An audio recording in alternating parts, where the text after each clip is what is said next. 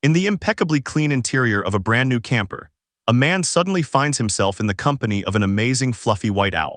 He fixates his gaze on the window, eyes wide open in shock. Sweat streams down his face as he tries to comprehend the unthinkable vision before him. Just outside the vehicle, a gigantic, multi-headed beast roars furiously with rage in so many eyes, and its massive claws tear the ground as it rushes with fierce devastation across the plains.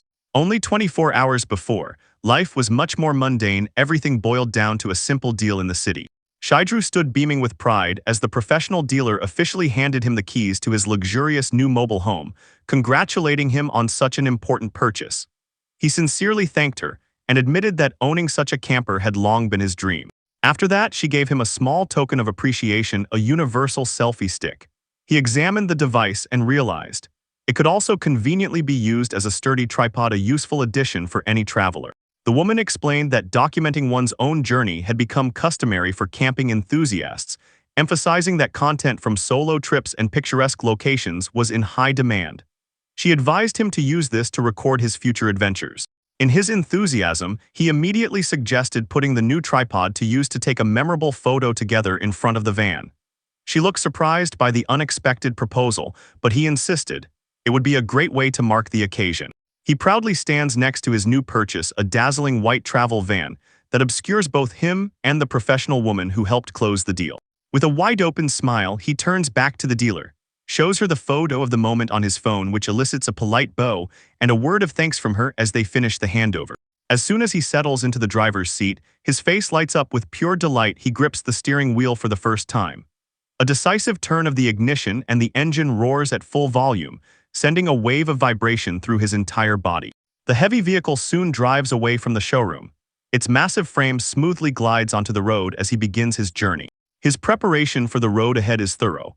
He stops at an open-air specialty store to gather everything necessary. He comes out with bags in his hands and his gaze repeatedly drifts back to the impressive van parked nearby. The journey continues. The refurbished bus speeds along the highway, its long silhouette sharply outlined against the landscape. Eventually, he reaches Yadaraji Auto Campground, a picturesque resort town in the mountains, where he finds a spot among other campers and settles in for the evening. Resting in place, he takes a call from his stunned friend who cannot believe the scale of the purchase. He explains that it is a minibus with a conversion, the largest possible size allowed by the standard license, and despite the crazy 20 million yen price, he couldn't be happier with his new mobile home. He recalls the exhausting years spent as a corporate slave, a toxic atmosphere where harassment and relentless demands persisted.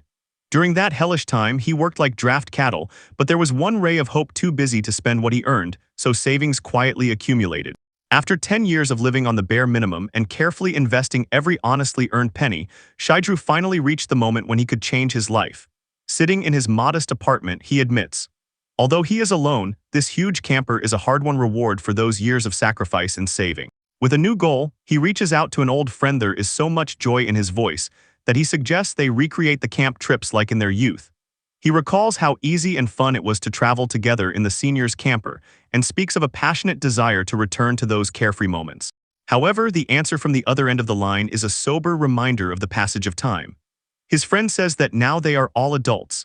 Many are already married and raising children, so simply dropping everything and rushing into an adventure like in their student years is no longer possible. Despite this, Shidru paints a vivid picture of the unique freedom that a camper provides. You can cook and relax inside it even in any weather. He insists that the journey itself, conversations, laughter, and up until the moment they reach their destination, will become a long-awaited escape from the monotony of their daily life. He goes even further to sweeten the deal, promises to take on all logistics and equipment and even invite their families. While he carefully cleans the appearance of his new car, he waits for his friend to at least agree to voice this idea to their old outdoor group. The conversation suddenly takes on a lighter tone. His friend jokingly asks if his eyes are crossing from exhaustion because he can't believe he really bought such an expensive car. He laughs loudly, confirms the purchase, and proudly declares that he has finally quit the job that had kept him in the chains of exhausting slavery for so long. When plans for their next day off are already agreed upon, he hangs up the receiver and, approaching his pride, lets out a genuine, sincere smile of satisfaction. He can't wait to show off his favorite camper and finally set off on the journey he has worked for 10 years. He finally arrived at the destination. The camper van is calmly standing against the backdrop of balanced mountains and still lakes. Having entered inside, He surveys the impeccable interior of his new house on wheels, the fruit of a decade of sacrifices. The man lets out a long, tired sigh of relief. His eyes close because the burden of years of corporate servitude is finally lifting from his shoulders. He cannot contain his excitement. He waves his fist in the air and remembers how his exhausting work was finally not in vain. He lies on his back and realizes, earning money is important, but life without joy is like being buried in a pit. He decides to spend the night alone and meet friends tomorrow, even dreaming of the day when he will share this path with a partner or his own family. Suddenly, a dazzling white light flashes. It burns the space, and in a moment erases that calm atmosphere. Suddenly, he jumps to his feet. A panic cry about being late bursts out of him before he can remember. He is on a well-deserved vacation. Falling back onto the pillows, he laments how deeply ingrained the habits of corporate life are in his soul, but still decides, for the rest of the day he will allow himself to be lazy. The silence is shattered by a sudden realization or sound, and he panics, jumping out of the van, rushing with frantic bustle. He runs around the car ahead, and his eyes widen sharply with a desperate impression at what he sees. The man freezes, unable to exhale, his gaze glued to the impossible spectacle, his pupils dilated from shock, pure and unadulterated. He jumped out of the van and immediately realized he was in a completely foreign landscape. Instead of the lakeside campsite he remembered, he was met by sharp, gigantic mountain peaks. He looked around, searching throughout the day, and he no longer understood where the lake had gone. Was sure he had parked at the auto campground. Panic set in as soon as he realized he had no memory of how he got to this empty, rocky landscape. He desperately searched for answers, but looking at the phone he realized there was no signal. He quickly returned to the van and grabbed the car's navigation system, hoping it would still work even where the connection was very weak. He frantically swiped the screen, begging it to show where he was. Instead of the map, the display flickered and came to life, showing a strange control system.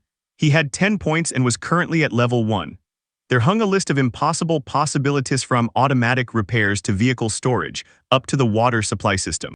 He froze in front of the screen, and his confusion only grew as he tried to figure out the points and levels mentioned there. It was not what he saw in the manual. All he needed was a simple map to get him home. A sudden, brutal blow jerked the van. A heavy object slammed against the roof, and the sound, echoing in the cramped cabin, rolled like an echo. Awkwardly holding his breath, he crouched down to the windshield, and his heart pounded as he had no idea what exactly could have fallen from the sky. He lowers his gaze to the small white creature writhing on the ground, wings wildly beating against the dirt. He looks closer and notices a foreign object deeply embedded in its feathers, causing the animal such obvious suffering. While he recalls the warning, predatory birds are dangerous and unpredictable, the species of a crippled animal prevails over caution, and he decides that he cannot just leave and let it die. He moves with careful precision, pressing the fluffy bird to his chest and quickly pulling out the cause of its torment, a primitive wooden arrow. When he removes the projectile, the creature lets out a sharp, painful cry but barely twitches in his hands.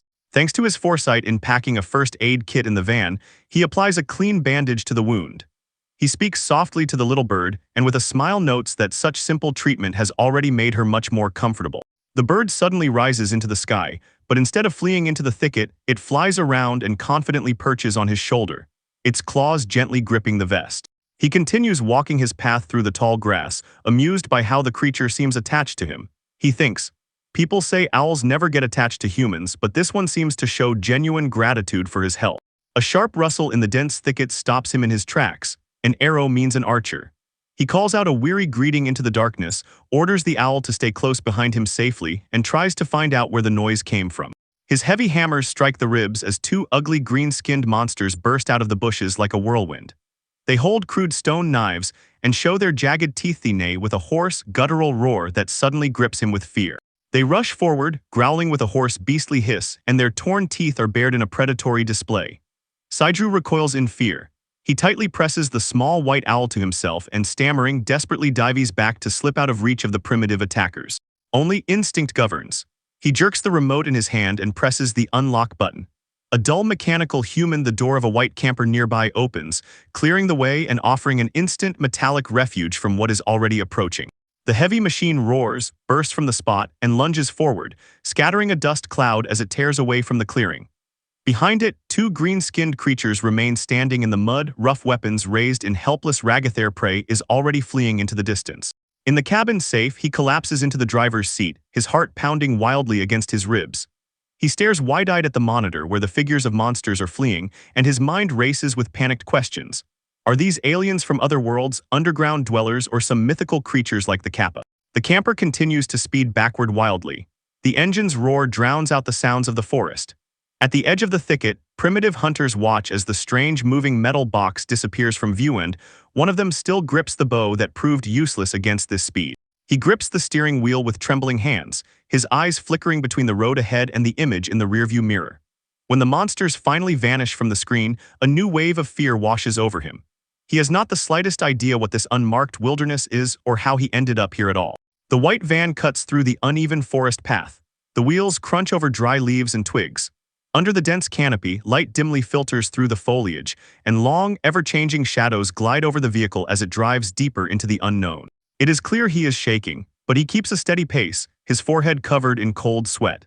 Nearby, the white owl sits just as calmly, its large eyes intently watching the man who just saved them both from certain cruel death. He gripped the steering wheel so tightly that his breath caught as the forest ahead exploded in a cacophony of cracking wood splintering under the blows. Sweat streamed down his face in rivulets, and he froze in fear, not knowing which new nightmare beast would soon emerge from the shadows. The trees cracked like dry twigsand. That sound meant something large was already approaching right to his spot. Suddenly, a figure flew down from the canopy overhead, a continuous movement against the backdrop of falling leaves. The warrior descended with a drawn blade and landed lightly near the roof of the vehicle, as if holding the same anxiety in her mind that had stirred above. She was an elf. Her pointed ears twitched as she scanned the area with wide, focused eyes. Her face mixed stern determination and sudden shock as soon as she saw the mechanical monstrosity beneath her. A strange object she clearly did not expect to find amid this turmoil. When she landed, the young man in the van could only freeze in shocked silence. The ground trembled, and the forest belt bowed under the weight of something much larger than a single warrior, and this confirmed his worst fears about the source of the destruction. With a deafening roar that shook the very thickness of the air, a gigantic many-winged beast burst through the thickets. It loomed over the elf and the strange metal carriage. Its jaws were open wide to show rows of bristling fangs and a torn tongue ready to crush everything in its path. Instantly reacting, the elf began drawing a swirling vortex of energy between her palms, her face frozen in a mask of concentration. In the van, the driver screamed in pure terror, his head buzzing from the incredible scale of the monster that appeared right before him, and choking, he cried out in a desperate plea for salvation. She unleashed gathered force, a dagger-like lightning bolt of light that pierced the air with a sharp whistle. The projectiles hit without missing, one of them deeply embedded in one of the creature's many eyes, and at the moment of impact the monster's head jerked back, splattering dark ichor. The beast jerked back, and a hoarse howl of pain burst from its throat as it clenched its bloodied face. Seizing the moment, the warrior woman firmly landed on the ground, her hand gripping the sword hilt tighter as she prepared for the next phase of the fight, her gaze never leaving her enormous enemy for a second. She tears forward with lethal precision, the blade plunges deep into the monster's eye. Shidru freezes in shock inside the safe van cabin as the beast roars in pain, and the dark core of the eye gushes from the wound. A mighty creature loses strength and with a deafening, stunning blow crashes into the ground, raising a wall of dust and debris several feet from the machine. Standing triumphantly on the summit of fallen Titan, the warrior looks back, her face reveals nothing. In the van, Shidru clenches his teeth, trying to make sense of what he has seen. His head spins from how terrifyingly real this encounter looks. He still firmly holds the steering wheel. Next to him, a calm little white owl sits silently listening as they look through the settling dust. Suddenly she breaks into a sprint towards the van, and her voice cuts through the silence as she orders him not to move. Shidru flinches, and his heart pounds wildly from her sudden, aggressive approach. Approaching the window, she leans in and presses against it with a passionate gaze, repeatedly demanding that he not move. Shidru's eyes widen in disbelief, not only because of her closeness, but also because she speaks perfect Japanese. Without warning, her strength seems to vanish, and she, falling face forward, collapses to the ground right in front of the van. Shidru looks from the driver's seat and wonders if the fight has indeed taken its toll or if she is seriously wounded. He cautiously steps out of the car, approaches her lying body, and calls out, checking if she is conscious. She is motionless, and the silence of the forest covers again as he stands over his mysterious savior. He stares at the fallen warrior woman, and a chain of thoughts races through his mind. He needs to determine what she is. A human body maybe, but the long pointed ears whisper, no, this is something else. He runs through names from myths and legends in his memory: pixie, imp, fairy, and finally settles on one word, elf. Surveying the massacre, he cannot help but admit, the traces of his movement are obvious. Here is the huge body of a monster, strange creatures with green skin, and a landscape that has nothing in common with any part of Japan he knows. Looking at the senseless elf, he finally realized the truth. This is not the world he came from. He froze in place, cold sweat appearing on his forehead as he tried to comprehend the impossible. His thoughts tugged between concepts like multiversal reality or interdimensional travel, but they sounded like empty words about something he could not truly grasp. Alone between his van and the remnants of the supernatural battle, he finally realized he had somehow ended up in a completely different world. Shidru carefully prepares a hot bowl of porridge from a retort pouch. On his face is a warm calm as he watches a white owl sitting on his shoulder. He is pleased that he can offer guests something truly hearty. The warrior woman bites and closes her eyes with trembling happiness, as if the taste of a warm dish revives her again. This is clearly the best thing she has eaten in recent days. While she ate, she told how everything had brought her here. A hunt that went awry turned into a clash with a dangerous animal. In this chaos, she lost all her supplies and had been wandering for several days without a single crumb of food and without a drop of water. He listens and increasingly feels growing misunderstanding, especially when she says that when she first saw him, she decided he is already being devoured by a monster. He understands. They speak the same language, but the meaning of her words is strange, as if between them are two different realities. He points to the giant metal transport behind him. He asks if this is the monster she mentioned. She solemnly nods, admitting, although it now seems asleep and quiet, to her eyes it still looks like a formidable and dangerous creature. This revelation plunges him into deep reflection. He rests his chin on his hand, and only now does the weight of the situation overwhelm him. The fact that she looks at the camper van as a living being confirms his suspicion. He has truly crossed into a world where the usual common sense from his home no longer works. Breaking the silence, she makes a polite bow and introduces herself. Gina sincerely thanks for saving her life with food. He responds just as politely, naming himself Yoshioka Shidru, but quickly asks her to call him simply Shidru for greater informality. Then he cautiously asks if the name Japan means anything to her, hoping for at least a crumb of familiarity. She denies it grimly and shakes her head. She has never heard of such a place. Then she asks if it is the name of his native village and leaves him alone with how infinitely far apart their origins have diverged. He listens silently while she introduces herself as an elf from the village of Harkim. While she speaks, he mulls over a strange trait, the ability to understand, and wonders if his camper van is hiding the key to the way home. His gaze lingers on her while thoughts race, colliding with the consequences of this new world and the mysterious girl standing before him.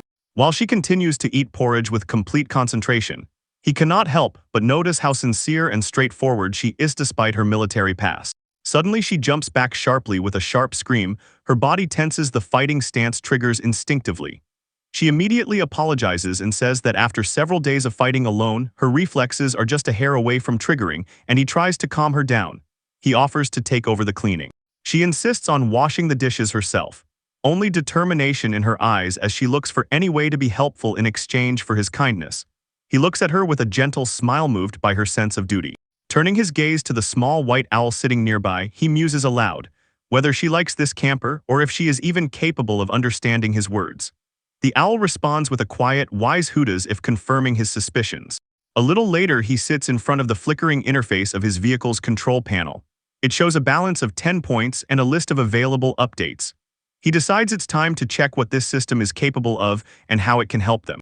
He studies various functions, navigation, repairs, and supplies, noting the cost of each in points. Realizing that his resources are limited, he understands. The next move must be chosen with extreme caution to survive in this unknown land. He starts by activating the navigation system. The screen flickers and comes to life, showing a detailed map of Kodio Kingdom ready to guide them through unknown terrain. While the map works, he shifts his attention to other vital needs, selecting fuel and water supply functions. In this wild wilderness, survival is impossible without them, and he knows they cannot afford to be without them. Despite the confirmation on the screen that supplies are automatically replenished, he looks around the cabin confused. Nothing changed, and he is left with only doubt, whether the system really works as it should. He inspects the internal sensors and the water dispenser, but the levels do not budge. Uncertainty gnaws at him as he tries to understand when and how these resources will appear. The burden of the situation finally begins to weigh down, and he sinks forward, broken by a sudden wave of homesickness.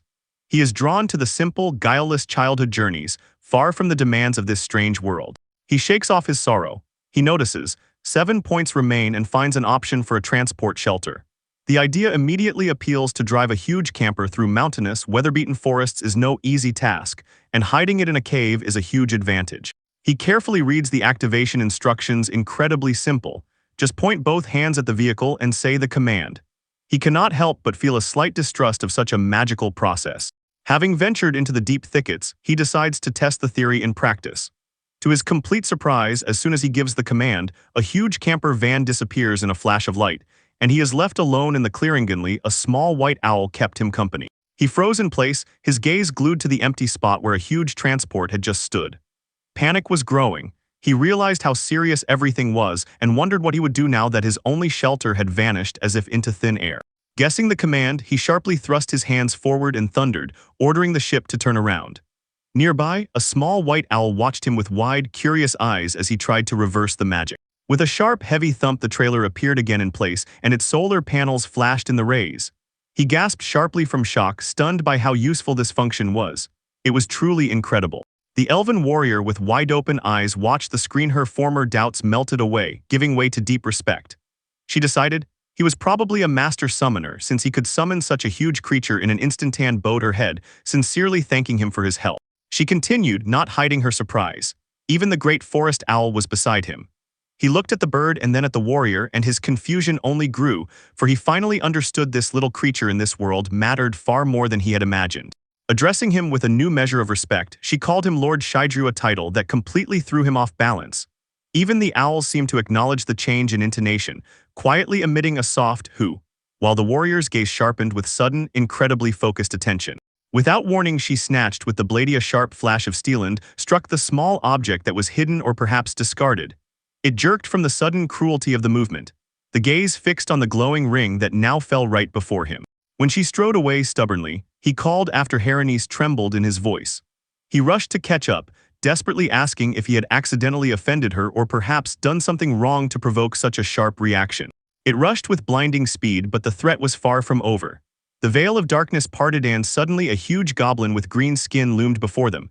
Its mouth was agape, foul saliva dripping from its jaws. Shidru shuddered in pure shock. His thoughts raced. Where did this green monster come from? Without any pause, the warrior swung the blade and unleashed a deadly, flickering strike on the enemy. The goblin's head was severed in an instant. Dark blood splattered into the air. Calmly she noted, "These creatures are scavengers, drawn to the sharp smell of monster corpses," while her companion trembled with fear. When the first threat fell, another goblin aimed from above. Her crude weaponry rays aimed for a deadly strike. Shidru barely managed to register the new attacker, but his companion was already one step ahead.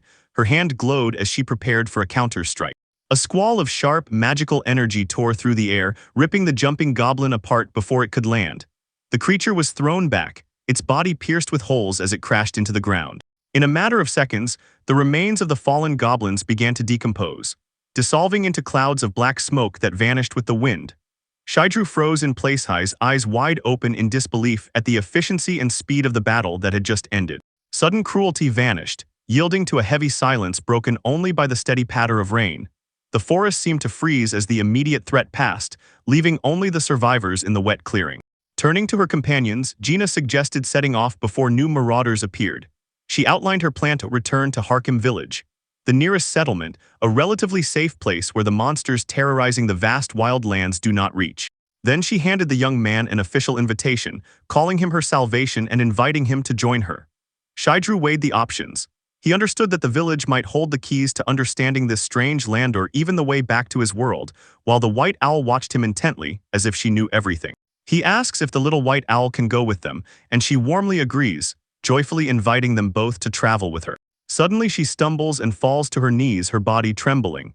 He rushes to her headlong, anxiously asking if she was hurt after the previous clash.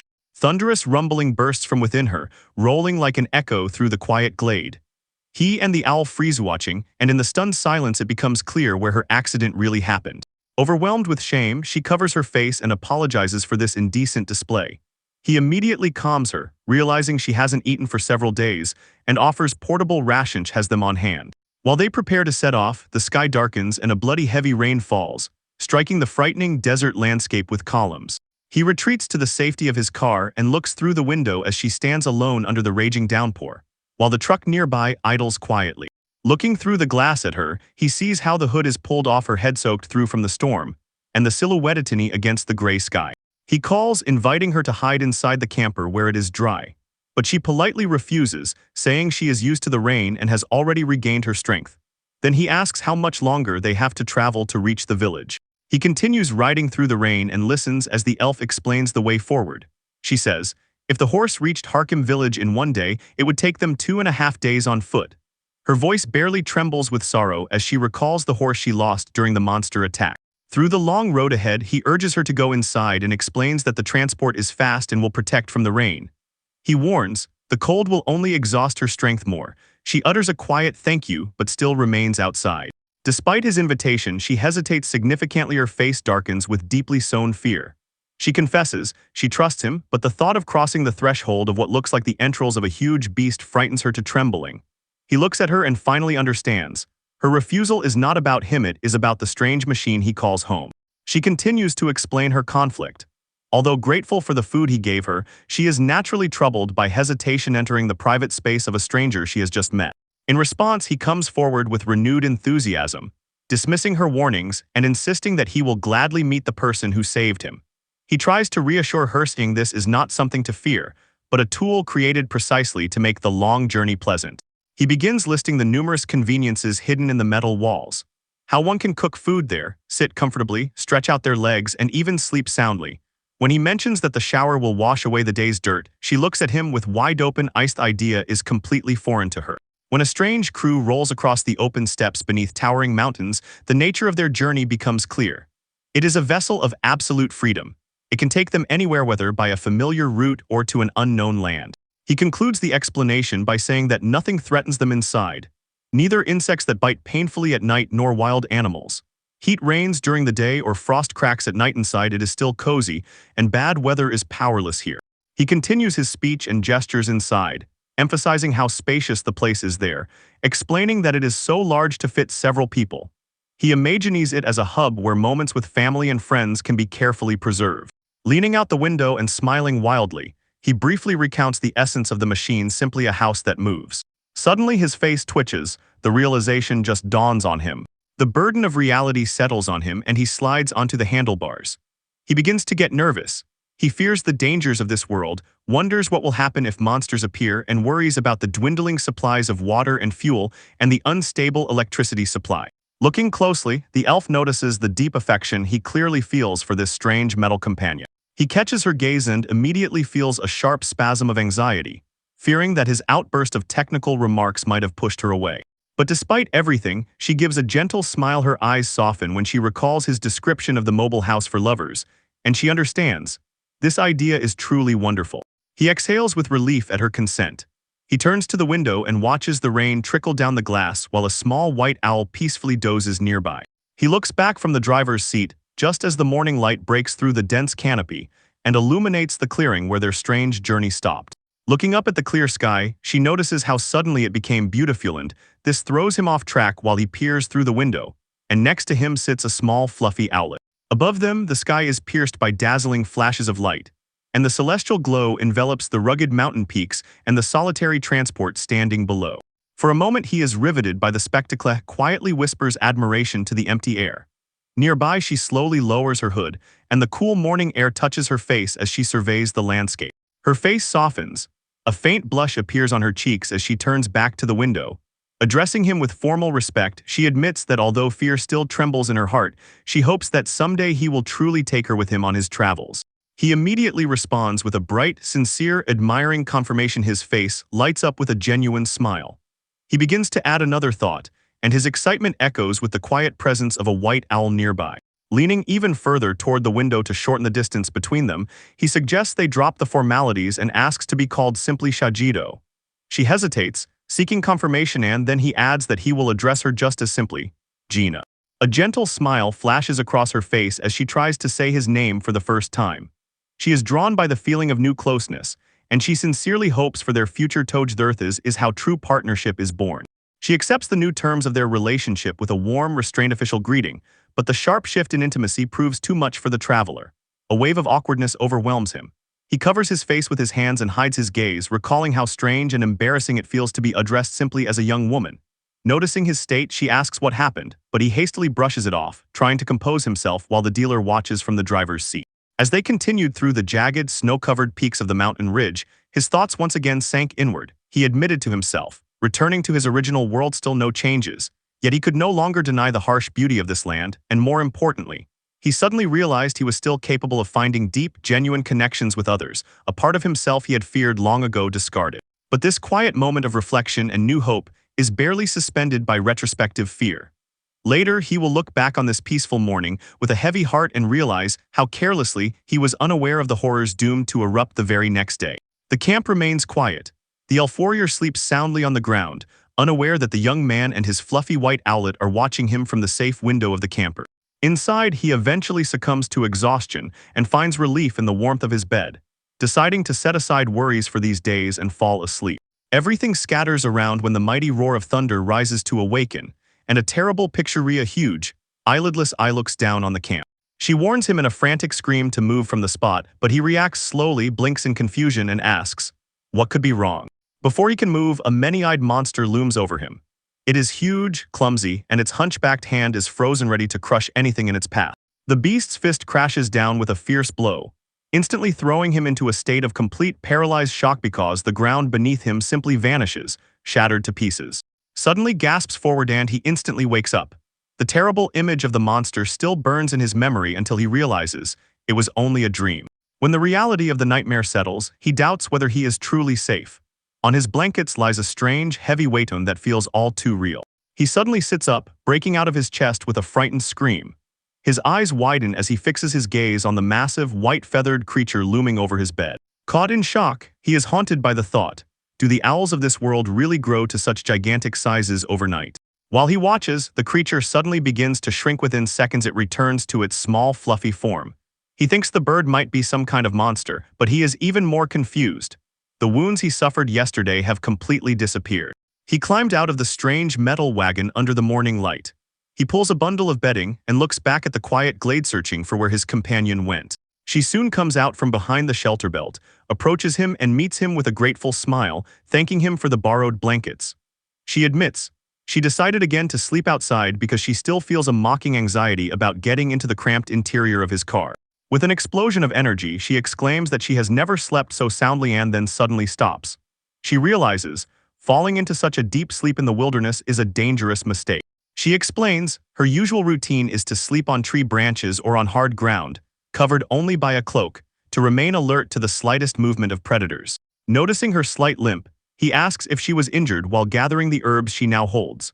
She brushes off his concern and insists it is a minor scratch, a small price for the medicinal plants she found to repay his kindness. She admits that the battle with the monster left her with pain and swelling in her leg for days. But she assures this will not prevent her from walking. He suggests looking for a compress or medicine to help with recovery. Her stomach rumbles loudly, breaking the serious moment and making her blush with embarrassment. She quickly apologizes and promises to find something to eat immediately while he watches her with a soft, all-knowing smile. Noticing her hunger, he offers to take the helm of cooking and asks if she will allow him to cook with the ingredients he gathered. She freezes in place and explains. After losing her tools along with the horse, she only planned to wash and fry the food. But he assures that he can make it much tastier. The warrior is silent. Her eyes widen as she contemplates his unexpected offer of culinary skill. Receiving her silent approval, he returns inside his strange dwelling and sets about cooking. As soon as he is inside, he is pleasantly surprised. The water tank is full, and the fuel is replenished all in just one night. It is easier on the soul knowing that this vessel takes care of itself, and even the little white owl seems to agree with this, a quiet movement of its hood. While he arranges the reward, she brings various mushrooms and mountain vegetables. He places them next to his own supplies of pasta and broth. He carefully examines the local flora and notes how it resembles familiar ingredients, mushrooms and yams. Even though he is in another world, he decides to trust her hunting experience regarding safety, accepting that he will have to adapt to local food if he wants to survive until he finds a way home. He begins cooking by putting the pasta to boil and simultaneously starts on the mushrooms, cut into bite-sized pieces. The double burner on his compact kitchen proves very useful as he prepares consomme in a separate pot. Continuing his work, he energetically mashes the mountain yam until it becomes perfectly sticky. When the pasta is almost ready, he transfers it into the quiet broth consomme, allowing the flavors to meld during the last brief boil. The result is a hot bowl of consomme soup with pasta, topped with a delicate portion of grated yam. This dish was specially created to restore strength and soothe the fatigue from their journey. When the spicy aroma fills the air, he pauses for a moment and enjoys the scent, noticing the little white owl attentively watching him. After that, he gently offers to share the meal with the fluffy creature. Outside, two companions settle at a modest table under the open sky.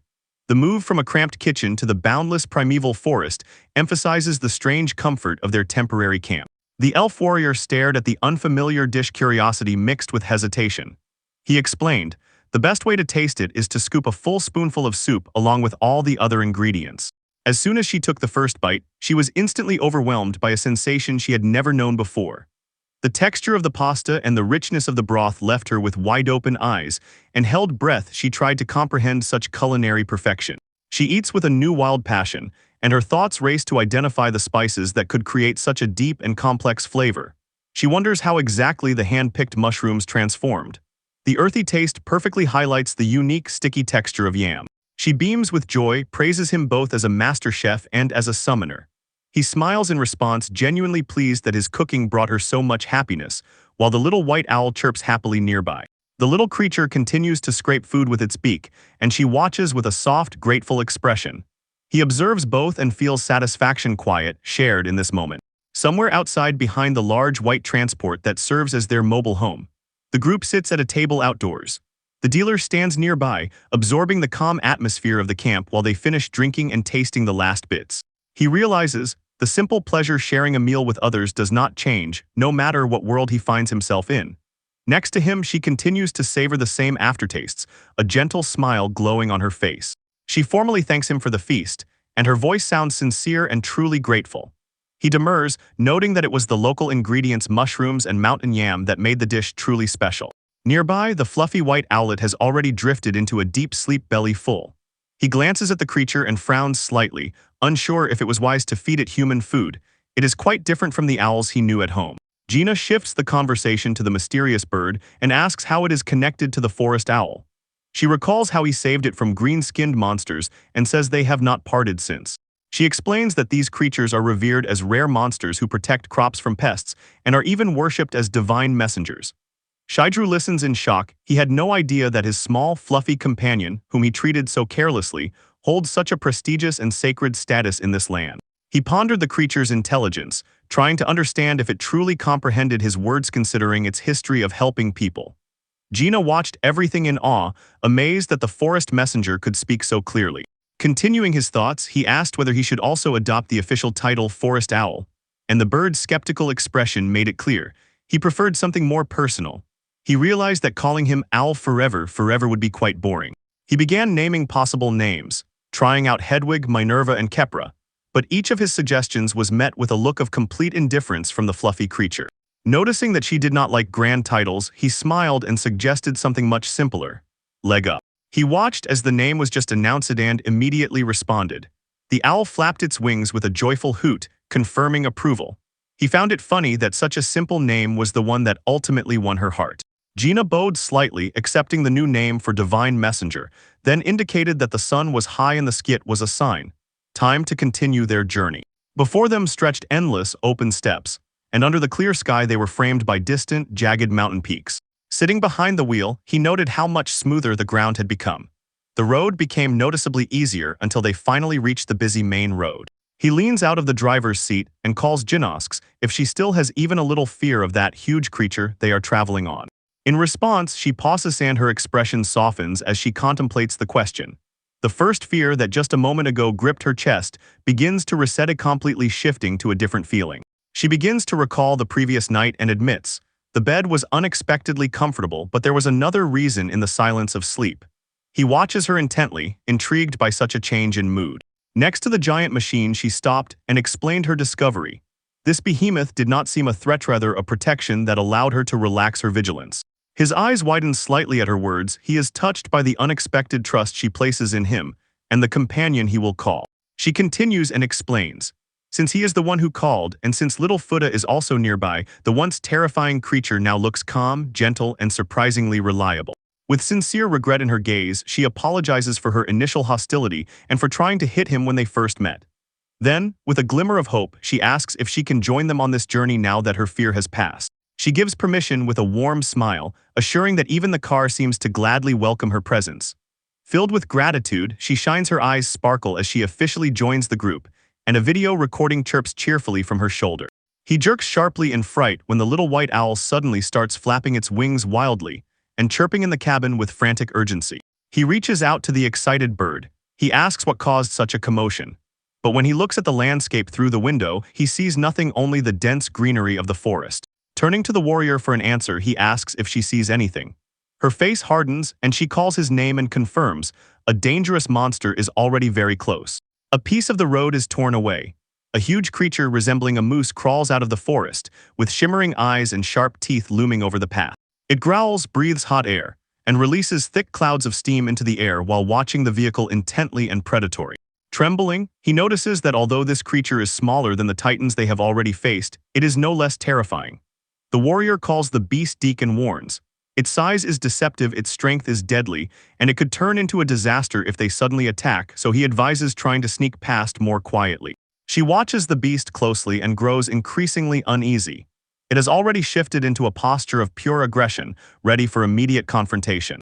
Without any warning, the monster explodes with a deafening, bone-chilling roar, showing its rows of razor-sharp teeth in a blatant declaration of hostility. It looms before them, a creature that usually avoids main roads and stays submissive, harder to anger. The genome explains, this particular animal is unusually excited, so fleeing by transport is a vain hope. It runs twice as fast as a horse and will relentlessly chase them, regardless of terrain. She draws a wedge with a ringing metallic clink, ordering Shidru not to move or make a sound. He looks at her. His face clouds with fear and uncertainty as the full weight of the moment finally sinks in. The warrior woman stands firm. Her resolve hardens as she vows to protect Shidru and the rest of their group. With weapon at the ready, she prepares to meet this monstrosity charging head-on. Suddenly the beast bursts forward at terrifying speed, its bulky body turning into a blurred whirlwind of fur and muscle. From the safety of the car, Shidru can only watch in shock as the creature closes the distance in an instant, its speed defying its weight. She meets the attack with a maneuvering charge at speed, leaping into the air and striking the monster in the head. The impact sparks fly proof of the elf's agility against the brute force of D. Rings sound from the blow as her sword strikes the creature's thick hide, but the beast barely flinches. Its glowing eyes lock onto the prey with deadly intent. She lands gracefully, quickly repositions without lowering her guard as the fight intensifies fiercely. The ground trembles with every step of the monster. Her eyes widen sharply, and suddenly alarm flares as Deke performs a powerful stomp jump. His massive hooves pound the earth with bone-breaking force. The scale of the beast and the power within it become eerily clear. She barely manages to avoid the devastating trampling from the huge beast. The ground cracks under its weight. Despite the pressure, she stays focused, pushing through the chaos and preparing a counterstrike, releasing a burst of magical energy. The warrior's movements falter as a sharp pain suddenly pierces her leg. Her face twists in agony. Without risking danger, from the safe cabin, Shidru impatiently calls out with concern, asking what happened, but she quickly brushes off his worry. Says her leg just hurts and she needs a moment to apply some additional herbs. He watches helplessly, his thoughts feverishly searching for any way to help while the deceptive feint continues and overwhelms him with relentless attack. Meanwhile, the elf is forcibly thrown into a desperate dance of survival. He barely slips under the massive jaw with fangs as the creature lunges forward at terrifying speed. A sudden thought strikes his head as he looks at the tablet and considers whether adding one specific feature might shift their fate. In desperation, he shouts abruptly and starts frantically tapping the interface, deciding to activate the vehicle's hidden ability to disrupt the course of the game. He grips the steering wheel with new determination, roars Gina's name, and declares that he is coming to her aid as soon as the car charges straight at that gigantic monster. The windshield frames a chaotic scene before him. The beast towers, menacingly and unaware that the metal trump card is about to burst into battle. Shidru exits the van chamber holding a small container, while Fuda lingers in the background. Meanwhile, Gina is in the middle of a desperate maneuver, sliding through the mud to slip away from the attack. She understands she must draw the beast away from her comrades. Even when this gigantic Deke monster looms behind, heavy steps shake the ground. The warrior woman shouts, her voice trembling with despair as she tries to keep her distance from the creature. Suddenly, Shidru appears on the roof of the car, clanging metal lids against each other and shouting at the top of his lungs, luring that big idiot right to him. The monster, enraged by the noise, turns its predatory gaze away from Gina and lunges at the van. He activates the team with a decisive shout, and the machine manages to prepare for the strike while he jumps to safety. The giant monster strikes the van's roof with all its might using its huge hoof, and the blow breaks bones, creating a shockwave around. Its weight is so colossal that the vehicle's tires sink deep into the soft ground, and Gina stands staring with her mouth agape in complete disbelief. She, gripped by terror, watches as a huge, deep monster crashes its weight onto the camper van, and the ground trembles from the force of the impact. The young man understands his plan is working. Since the handbrake was not pulled, the van rolls like a toy under the paw of a beast, but its deafening roar drives out of him and the little white owl a pure, irreversible horror. Due to the lack of friction, the massive hoof of the creature slides right off the roof of the vehicle, and it wildly jerks as soon as it completely loses support. The impulse pushes the beast forward, and it crashes face first into the ground with a muffled roar, while the survivors stand neither alive nor dead, watching as what was once a formidable threat crumbles into a pile of fur and muscles. When the dust finally settles, the monster lies motionless on the forest floor. Shidru approaches its wrecked vehicle and with a heavy heart sees the solar panels are shattered and the roof is badly dented. He pauses to breathe, his face pale after the ordeal. The pulsating interface inside the van confirms that the emergency body reinforcement protocol worked, providing the necessary structural strength to survive the trampling. Then he turns back to his companions and bows low a gesture of deep regret, lamenting that he had to rely on their strength despite his promise to protect them. But the elven warrior quickly brushes off the apologies, insisting that without him they would not have survived. Then she gestures toward the vehicle, her curiosity ignited by this sturdy machine, and asks if it belongs to his acquaintance. From this cultural confusion about his modern transport, he is momentarily speechless. She repeated the name with a barely noticeable confusion and frowned, trying to understand the meaning of the word. Shidru quickly explained that it was simply a name he gave to his companion, and she immediately felt as if it were an abbreviation of a much longer, more official title. Seeing her accept this idea, he realized she truly believed the transport was alive, some kind familiar to her species, because the machine had capabilities far beyond local understanding. He decided it was best to leave the misunderstanding as is, and later invite her inside the beast so she could see for herself. He officially introduced the two, announcing that from this day the vessel would be called Campy. With relief, since the creature was supposedly unharmed, she brushed off the external damage, saying it was just a few disheveled strands. A smile returned as the tension finally eased. Standing before the enormous fallen Deke, she noted that she had never actually seen the familiar one consume anything, and guessed, if the monster were fed its own meat, it might regain its strength. Shidru shuddered not only from the suggestion itself, but also from the fact that the flesh of this creature was considered a high-quality, nutritious delicacy. He noted that the beast's appearance was the only thing that interrupted her hunt, so she needed to take the trophies of their victory with her. He suggested using the storage for transport to carry the huge haul, and she agreed without hesitation as she prepared to start gathering. With refined ease, she gets to work, cutting through the thick skin and muscles on the monster's leg. When the space in the cargo bed began to run out, she marveled at how much it could hold, yet still worried that leaving the rest of the meat behind would be a waste. Shidru, watching her work, suddenly recalled a specific function he had seen before, an infinite storage that could solve their problem. He accessed the internal interface and saw that only 3 upgrade points remained. He really wanted to enable automatic repair to restore external damage, but the infinite storage cost 2 points, so he had to choose between utility and technical condition. He listens while Gina explains the colossal value of the monster Deke. Its meat, hide, and horns will sell for a lot of money and bring joy to everyone in her village. And it is then that he understands how dearly she loves the people from her home. Looking straight at him with a soft, aching sadness, she admits that she has no family of her own. Because of her loneliness, she continues, it was the peasants who showed her true kindness, and now she feels a deep, relentless need to repay that debt in any way she can. He watches her stunned by the weight of her gratitude. Feeling the heaviness of the atmosphere she created, she quickly apologizes for touching on such personal matters, but he gently reassures her, no need to worry. He freezes for a moment. A look of quiet understanding passes over his face as he contemplates the depth of her connection with her community from. Suddenly ignited with determination, he orders her to wait a moment and disappears to consult with Campy, leaving her standing in place with slight confusion. Turning back to the interface, he chooses the Infinite Storagia upgrade option that promises not only limitless cargo space, but also a time pause. Time stops inside the compartment as soon as the doors close. The camper van stands ready, Outside it is inconspicuous, but now it hides an infinite, timeless emptiness capable of carrying the full weight of their loot back to the village. Shidru opens the rear door of the camper van, checking with the navigation system that this is indeed the correct entrance. In the cramped compartment, a dark vortex spins and humps with a strange, magnetic energy. He understands. The upgrade works perfectly and encourages Gina to bring bigger pieces of the beast. She silently freezes in shock as a huge piece of meat is effortlessly pulled into the turbulent void and instantly disappears. She effortlessly lifts a huge horn, asking if it can hold such a large thing.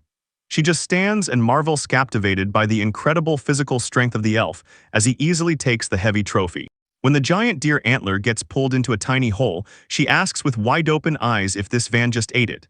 He replies that this is the unique power of the camper.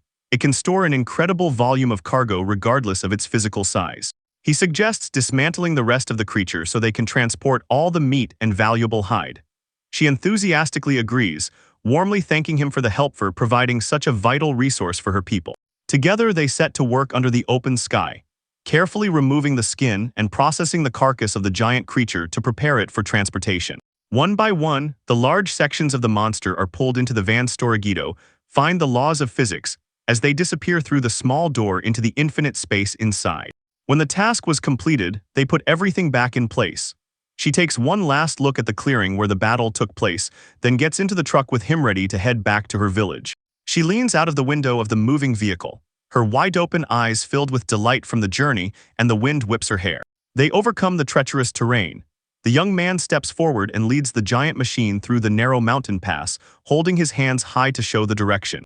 Eventually, the couple stops near the cliff, gets out, and looks around at the wild grandeur of the surrounding peaks, while a white owl circles above them. When the sun begins its decline, casting long shadows across the valley, the tourist stubbornly continues the steady trek through the wilderness. The elven warrior shines with joy in the cabin, marvels at the incredible speed of that vehicle, and openly rejoices that she will bring monster meat as a gift for a girl named Irina. She explains that Irina is a kind, cheerful girl who has been feeling unwell lately, and hopes that the nutritious, rich meat will be just what she needs to regain her strength. He listens carefully to her story and agrees. It is necessary to get to the village as soon as possible to deliver the help that is so lacking. She suddenly points forward with a cry of joy as the village finally appears on the horizon, and he silently thinks about hope. This first encounter with a human settlement might provide clues on how to return to his world. He approaches the rural settlement, a cluster of wooden buildings pressed against a rocky backdrop, protected by a sturdy perimeter fence. From above, the guard shields his eyes from the light, squints and scrutinizes the approaching figures until his face changes to pure shock. He recognizes the travelers. Seeing familiar faces, the elven warrior woman sincerely waves her hand and shouts to Eben and Belk that she has safely returned to the village. In response, two men leap from their posts, racing across the open field to meet their long-absent companion with relief. When they reach her, she recounts the terrible journey, telling about encounters with both Mutavora and Deke, and thanks her companion for surviving, which completely knocks the guard off balance. Stepping forward, the young man introduces himself as Shigeru, and the guards Eben and Belk scrutinize him skeptically, noting his slender build and unusual clothing unlike their rough gear. Seeing their doubts, she quickly intervenes and insists he is a powerful summoner with incredible culinary skills. The guards are puzzled how exactly is cooking related to their survival in the wild wilderness. Ready to show even more of his wonders, she asks if she can introduce them to the camp, and he can only offer a shy, confused response to her boundless energy. She brings the huge boxy transport to the stunned centuries, who barely believe the scale of this metal monster before them. Two men, even Belk, freeze in disbelief. Their mouths agape as they try to comprehend, is this some kind of stone golem or a strange new ally? In response to their confusion, she explains, earlier they encountered Deke and used this campy to transport the kill back to the village. Eben still does not believe, doubting that such a creature can be moved so easily, and probably thinks they only brought back one limb. To put an end to this matter, the rear part of the car suddenly flips open, and before the guard's eyes literally appears a mountain of processed meat, causing them to involuntarily jump back in shock. They are completely covered by the sight. They realize that the entire Deke has truly been fully returned, and this is no longer just impossible, but a feat. Noticing their surprise, she beams with pride and explains, this is the true power of Shidru and his tamed Campy. The guards instantly change their tone, bow their heads, and apologize for their previous disrespect, now perceiving the young man as a master of incredible skill. Word about the incredible haul spreads through the settlements like wildfire, and very quickly a crowd gathers to see the grand stockpile of food and the mysterious guest who helps preserve it.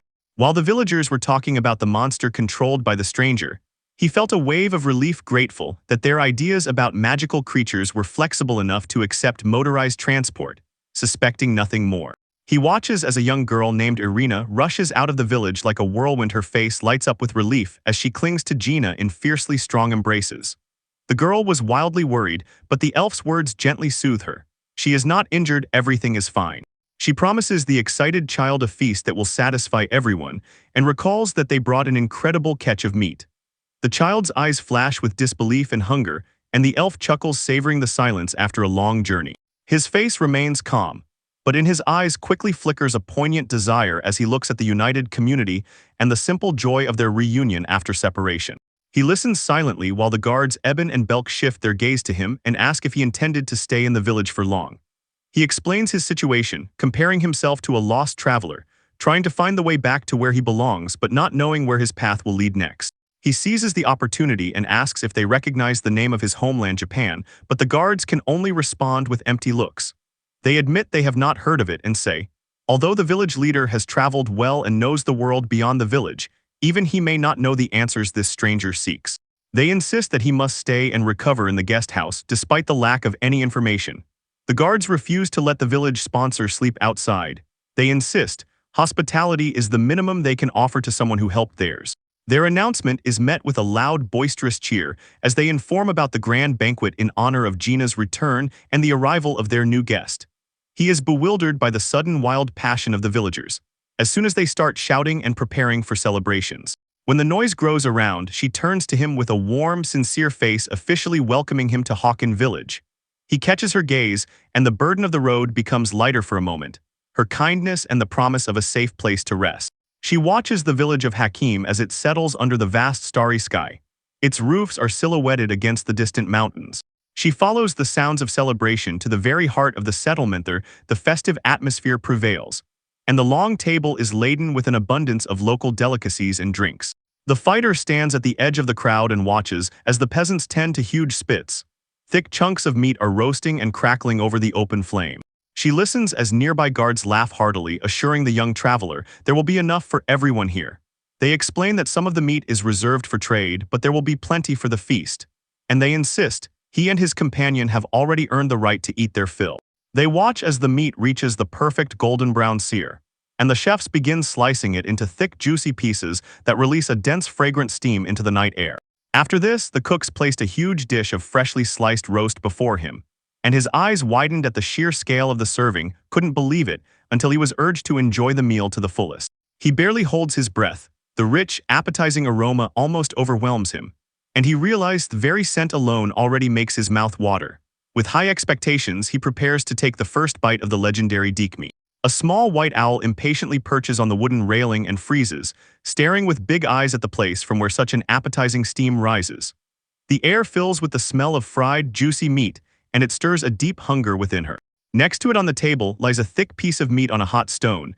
It sizzles and crackles while frying. Steam rises from the perfectly browned surface. Its rich aroma has already enchanted the little bird. Shaidru freezes before the first bite, briefly thanks and presses the knife into the steak. Immediately he is struck by the unexpected texture. The meat is indeed from a huge, lean beast, but the blade glides through it with amazing ease. As the knife goes deeper, the tender fibers seem to part, releasing a new wave of juices. The meat looks incredibly juicy, much more tender than its tough origin would have promised. He finally tries, and the explosion of flavor is so sharp that his eyes open wide and his breath catches. It is a wild, rich aftertaste that far surpasses any beef or pork he has ever tasted, a piquant essence that seems to vibrate through his entire body. Eben looks with a connoisseur's smile and says that the meat is incredibly high quality because this creature has accumulated huge reserves of magical energy inside its enormous form. He freezes, enchanted by the sensation. The young man asks if it is magic that produces such a deep flavor. The veteran guard explains, magic flows through the bodies of all monsters, nourishing their ability to breathe fire or harden like iron. Then he goes on to talk about magic as the very essence of life and the power of this world. By devouring the flesh of such creatures, one can instantly drive away fatigue and even ease minor ailments, so it is a valuable source of vitality. Shaidru listens without looking away. His head is buzzing as he realizes the scale of the very creature that became this nourishing meal. A brief anxiety touches him. Is such a mighty feast safe for someone from his world, but he cannot stop. He continues to eat, savoring every crumb. On the other side of the table, Eben watches the young man, enthusiasm reflected in a warm, grateful smile. A deep gratitude grows in him for the help Shidru provided.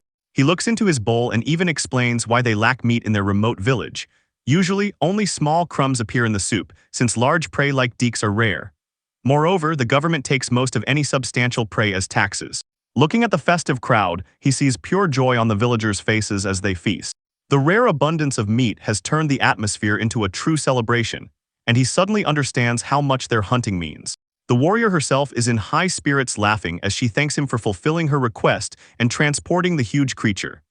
Eben also joins the merriment, loudly urging him to drink and enjoy the celebration without any hesitation. Their meal is interrupted by a joyful exclamation, and a young girl runs up to them. She calls him familiarly, warmly. Her face shines with a sincere smile. She hands him a bowl of soup and explains that she cooked it from the best vegetables from her family's garden as thanks for the help to Gina. Eben confirms. The vegetables from her family are indeed the best in the village, reinforcing the sincere gift with her words. But her bright smile quickly fades as she is overtaken by a severe coughing fit. Worried, he asks if she is still unwell and even advises her to go to her mother and rest. When the girl leaves, a dignified elder with a long white beard approaches the table. He addresses the young man with solemn respect and asks if he is Lord Shijto, a title that completely throws him off balance. He chews in the middle of a bite when the village elder Libido finally introduces himself, apologizing for being late. There was a meeting in the neighboring village. The elder expresses sincere gratitude for the generous meat and furs, emphasizing how important such supplies are for the remote settlement, and the young man insists, saying it was no trouble at all. Changing the subject, he asks about the features of elves, specifically noting their long, pointed ears. He notes that Gina is the only elf woman he has seen since he arrived, and asks the elder about her origin and family history. The elder's gaze becomes distant as he recalls a time over 15 years ago when the village was inhabited only by humans. He describes the day when an elf woman named Martel came to the village, carrying young Gina on her back. Although the villagers hesitated to approach the races they had never seen, they allowed Martel to stay after she begged for a place to live. She found a home in a ruined stable and worked tirelessly to raise her daughter. Cultivating the surroundings and her water magic helped them survive in this isolation. She became an integral part of the village. Thanks to her unique gifts, she kept the community afloat. During droughts, she called water to quench the thirsty fields, and when a neighbor was injured, she was immediately there to wash and bandage wounds with caring tenderness. This dedication became especially evident the night when fire threatened to unhesitatingly consume the village's winter supplies. She unleashed all her power to extinguish the flames before they turned their salvation to ashes. However, these efforts came at the cost of tremendous losses. The villagers did not fully understand the nature of her magic, but it was clear this feat drained her very life force. She fainted and did not regain consciousness for several days, leaving the community in anxious watchfulness. Over the years, the bond between the two elves and the villagers only grew stronger. They were no longer strangers. They shared meals, lived in a true home, and the local children warmly welcomed the young girl into their games as if she had been one of them from the very beginning. 7 years ago, this heavy one piece broke. It was suddenly seized by a rare and relentless disease. She left quickly, and the village was not ready to fill the void. Death took their protector and friend. The whole village mourned the loss. They looked at the young orphan she left behind and made a collective vow to raise her as their own so that she would never truly be alone. Turning to the present time, the elder openly shares with the guests. Despite all their care, the girl still carries the heavy burden of alienation, pushing herself to be useful as if justifying her own existence among people. The young man listens attentively, and a look of deep understanding appears on his face as he admits that he knows exactly how such isolation feels. He reflects on the strange shadow of loneliness that can remain even amid kindness, on the feeling that you are fundamentally different, and it is this that forces you to work with despair to feel, even once, that you belong. He listens attentively while the elder explains the burden of Gina's legacy. Being the only one of her kind in the village, she could not help but feel a deep isolation, a loneliness born solely from the fact that she was different. Watching him, the elder continues and expresses gratitude that someone like him took care of her. He notes that traveling with the forest owl proves he is not an ordinary person. This remark completely confuses the boy, and the fluffy creature chirps with a quiet, trembling hoot, as if confirming its own importance. Then he gently pats the guest on the shoulder and announces that it is time for the elders to go to sleep for the night, encouraging him to stay and have a good time. The young man thanks him, feeling the weight of the day's events, while the little owl comfortably settles on his head. A sudden thought strikes him. His eyes widen in shock. He completely forgot to ask the elder about his original world, although Eben had previously assured that the village chief knows about the lands beyond their borders. Caught in thought about the wasted opportunity, he shifts his gaze, and Gina approaches with a warm smile and asks if he likes the celebrations. He instantly dismisses all his worries and assures her, the holiday is wonderful and the food is truly incredibly delicious. She tells him that she will be the one to escort him to the guest house every time he wants to rest. Admitting exhaustion, he decides it's time to finish and asks if she will lead him forward. Walking beside her, he suddenly feels a strange discomfort.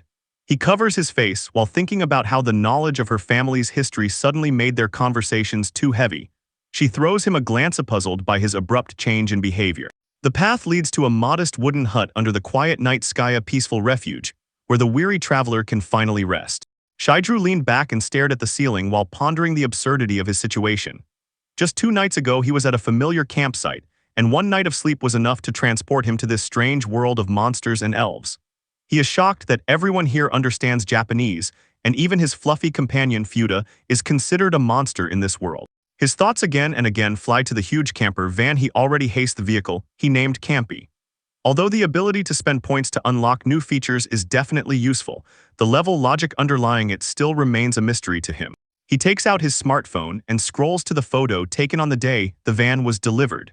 Seeing himself standing by the dealer in front of the truck feels like it was an eternity ago, while the present reality sharply diverges from that memory. While he continues to study the photo, the light of the desk candle flickers and blinks. A strange, persistent feeling of anxiety begins to settle in his chest. He cannot shake the thought that something is wrong with the photograph, but he cannot understand what exactly. The burden of the day's events finally takes its toll. The eyelids grow heavier. Confusion and questions begin to merge into one until exhaustion prevails. Outside, the village sinks into deep silence under the starry sky. Deciding that further pondering at night is pointless, he finally gives in to sleep. The next morning he goes outside, stretching his body as the sun rises. Inside, in the little white owl, he leaves her curled up on the bidet, pure ball of fluff in the rays of morning light. He is heading to the camper van. It is already standing next to the wooden house, ready and waiting. The new day adds a sense of renewed meaning, even though the mysteries of this world still hang in the air. He starts the morning by checking the camper's status screen and is pleased to see the water and fuel tanks are fully filled. This confirms his theorized vehicle restores resources overnight, but his brow still furrows when he looks at the odometer. Only 70 kilometers traveled, and he realizes he is still far from the 1,000-kilometer mark needed for the next level. His eyes widen in surprise as he notices the changes on the display. His maintenance points have grown to 2. This discovery confuses him. He did not expect any progress without a corresponding increase in the overall vehicle level. Bending in the tight space, he quietly mumbles about the desire for the instruction manual to explain these cryptic mechanisms. He wonders where the new dots came from and thinks whether they were gained after he defeated the monsters yesterday, but still skeptically shakes his head. It was really Gina who fought. Suddenly he is interrupted by noise outside. He focuses on the window. He sees Gina, Martel, and the village guards gathered and bustling. Their voices rise in the morning air as they discuss something extremely important. He goes out to investigate and finds a pile of magical stones scattered on the ground near a large wooden box. The place leaves him speechless for a moment, tries to understand where these valuable things came from. He merges into the crowd of peasants, shields his eyes from the morning sun, and surveys the surroundings. The atmosphere is thick with wonder and confusion. Everyone is trying to understand what happened in the morning. His attention is cut off by a crowd. It parts, and an elderly woman named Yuru with a stone expression on her face approaches him. As soon as she appears, he immediately greets her and his voice is urgent, so he asks her opinion about the monsters that, according to rumors, were defeated earlier that very early hour. She stands before Martel, and Jin, her presence silences everyone as she delivers a shocking revelation. Martel's face pales with disbelief, and he asks if it could really be true that the young man is involved, while the elderly woman remains grim, offering no comfort. She brought icy news, but it was the elder who voiced the finality. He declared that the arena could no longer be saved and that there were no more options left. This news hits him like a physical blow. Thoughts rush immediately back to that young girl he had seen only recently, outside, according to the elder's words. The burden of heavy silence falls on the gathered peasants. A gloomy silence creeps through the group. He watches as the elder calls the disease Dirta disease, whose name seems to carry a dark history of the village, dating back to the times when Martel himself used it. Turning his gaze to Gina, he sees how the stoic warrior's composure cracks before his eyes. Her look reflects deep personal pain as the weight of what is happening finally sinks in. The explanation continues, revealing the cruel progression of the disease. First an insidious period without any symptoms, then a sudden violent onset, rashes and high fever that take life in just 3 days. Martel, stunned by the news, stumbles. Her strength fails as others rush to her. While he desperately insists that the medicine might exist somewhere in a distant city, the elder immediately crushes this hope. 3 days' journey to Odorio is too long for the time left in the arena. He stands motionless, and the desperate voices of the peasants fade into a dull hum as he contemplates the impossible timeline and the tragedy approaches. He breaks the silence that suffocates. He steps forward and loudly calls Gina, his voice steady despite the surrounding despair, thereby sharply altering his resolve. He intercepts her attention, her eyes widen as she turns to him, and a momentary flash of hope or embarrassment appears on her face from his sudden intervention. Finding himself among the sad peasants and under the weight of their shared despair, he lowers his gaze. Variants are already racing through his mind while others freeze in sorrow. He forcibly makes himself focus, mentally organizing the facts. Dirt of disease, a deadly, world-bound ailment he has never heard of, and young Arena has already fallen into its rapid, fatal progression. Mathematics is cruel. To reach the town on horseback and return 3 days one way, so 6 in total. And the 2 days the Arena has left her before the disease takes her clearly are not enough. Looking back at his companion and the small white owl, he realizes, since arriving in this world, he has traveled only about 70 kilometers, just a fraction of the distance needed to get the medicine. He estimates that the town halfway is about 240 kilometers from here, so the entire journey is almost 500 kilometers. For a horse, this is already impossible in the remaining time, but perhaps not for someone else. His thoughts return again to his modern transport. A full tank and a range of 500 kilometers, so he calculates. Even on a rough, unpaved road and at a slow pace, he can make it within 16-24 hours.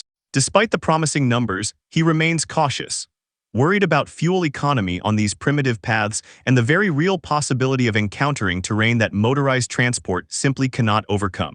He weighs the grim possibilities and understands, due to the camper's high center of gravity, it easily overturns on uneven terrain. One mistake and the vehicle will fly off a cliff, ending immediately. Not only in the environment, the threat of monsters like Deke hangs nearby. He fears that a deadly encounter will leave him with nothing but regrets in his final moments. He seems burdened by the weight of the decision, his brows furrow, as he stares into the unknown road ahead. He finds a sharper awareness that pierces his fear. If he remains inactive and allows the Arena to die, the pangs of conscience will be more unbearable than any physical danger. With sharp determination, he steps forward and declares to the gathering that he himself will go. His explosion of emotions stuns Gina and the village elders. On their faces are stone-like expressions of disbelief at his sudden proposal. He quickly outlines his proposal. He says that if someone who knows the route and the necessary medicine accompanies him, he can deliver the person to the city and return in record time. But even with this, Eben remains extremely skeptical and wonders how this could be possible when even the fastest horses cannot make this journey in time. Behind him looms the massive metal frame of his camper, a strange and powerful presence in the village forest clearing. Pressing his palm against the vehicle, he declares with unwavering confidence that with this machine, the impossible journey can be made. Preparation begins in earnest. Fingers slide into leather gloves and straps tighten with a series of sharp clicks. The gear is securely fastened for the road ahead. She steps forward with a determined look and offers her services as the expedition's guard. Gina insists she can handle any monsters they encounter alone, and this makes Shigeto and Martel a bit more at ease. They both understand, an elf capable of using magic is an invaluable asset for the dangerous road to the city. He also decides to join, noting that his knowledge of the city Odorio and connections with local merchants will be extremely important. The elder explains, Grandmother Yoru will stay here to do everything in her power to keep Irina's conditions stable during their absence. The guard, Eben, voices the harsh truth of their situation. The medicine is too expensive. Even if they gather all the village's meager savings together, it will hardly be enough. The only hope is to sell every scrap of meat and hide to withstand the fierce Deke monster that Gina defeated the previous day. While the meat is being salted for transport, they discuss the logistics of the plan. A heavy uncertainty hangs in the air.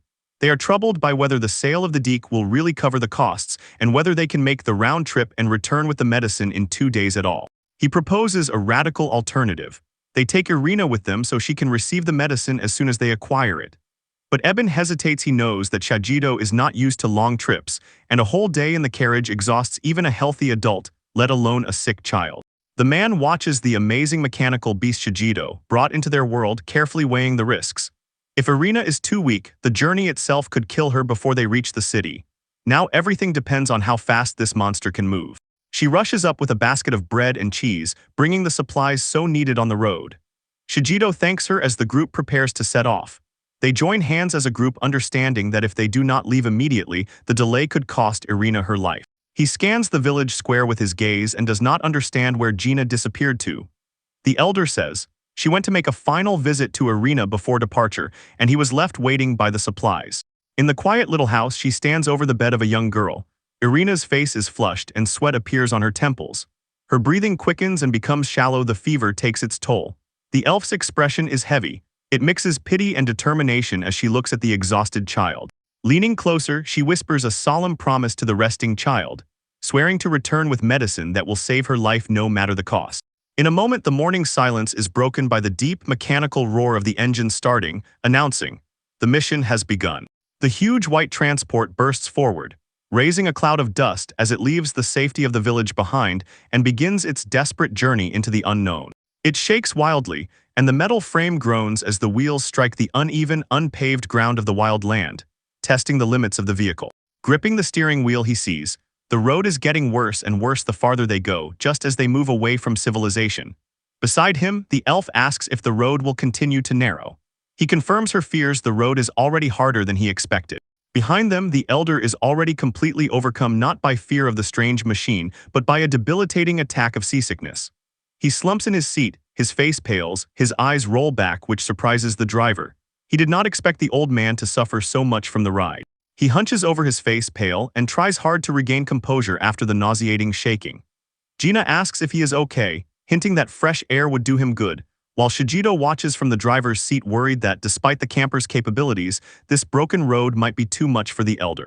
Looking beyond the horizon, they see that the land ahead is even more treacherous. Jagged cliffs jut into the sky like broken teeth. The empty, boundless space presses in on the white vehicle, emphasizing their lonely road. Despite his discomfort, the elder points ahead to the road and explains that a wider path awaits further on. Shajido nods in response, accepting the advice and understands. Once they leave the vehicle, the ground becomes much more stable and manageable. Soon the journey resumes. The camper shakes and groans as it tramps over the rough terrain. Inside the cabin, the metal creaks against the rocky path, and that dull, constant sound reminds them each time of the harsh conditions they are pushing through. Suddenly, a small creature with long ears dashed across the road, barely missing the heavy tires. Its quick movement a brief flash of life in a completely barren wasteland. The pattern scattered. The wheel crashed into a deep rut and tore the frame with a sharp, brutal jerk. Shajido's eyes widened with anxiety, gripped the steering wheel tighter, and felt the vehicle losing its steady course.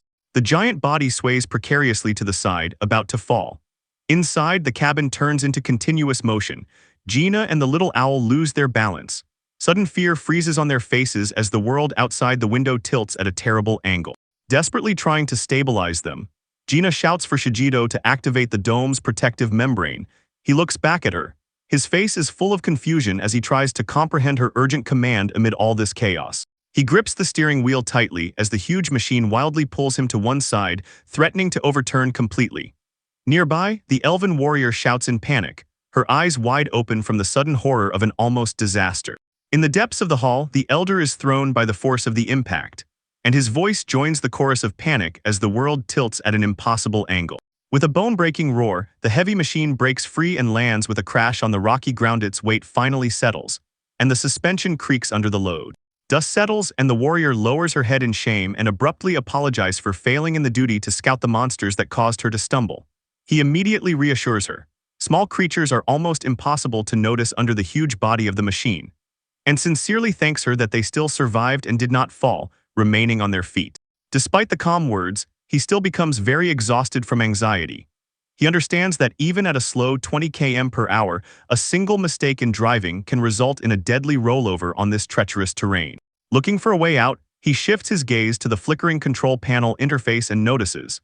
He now has two options for system upgrades.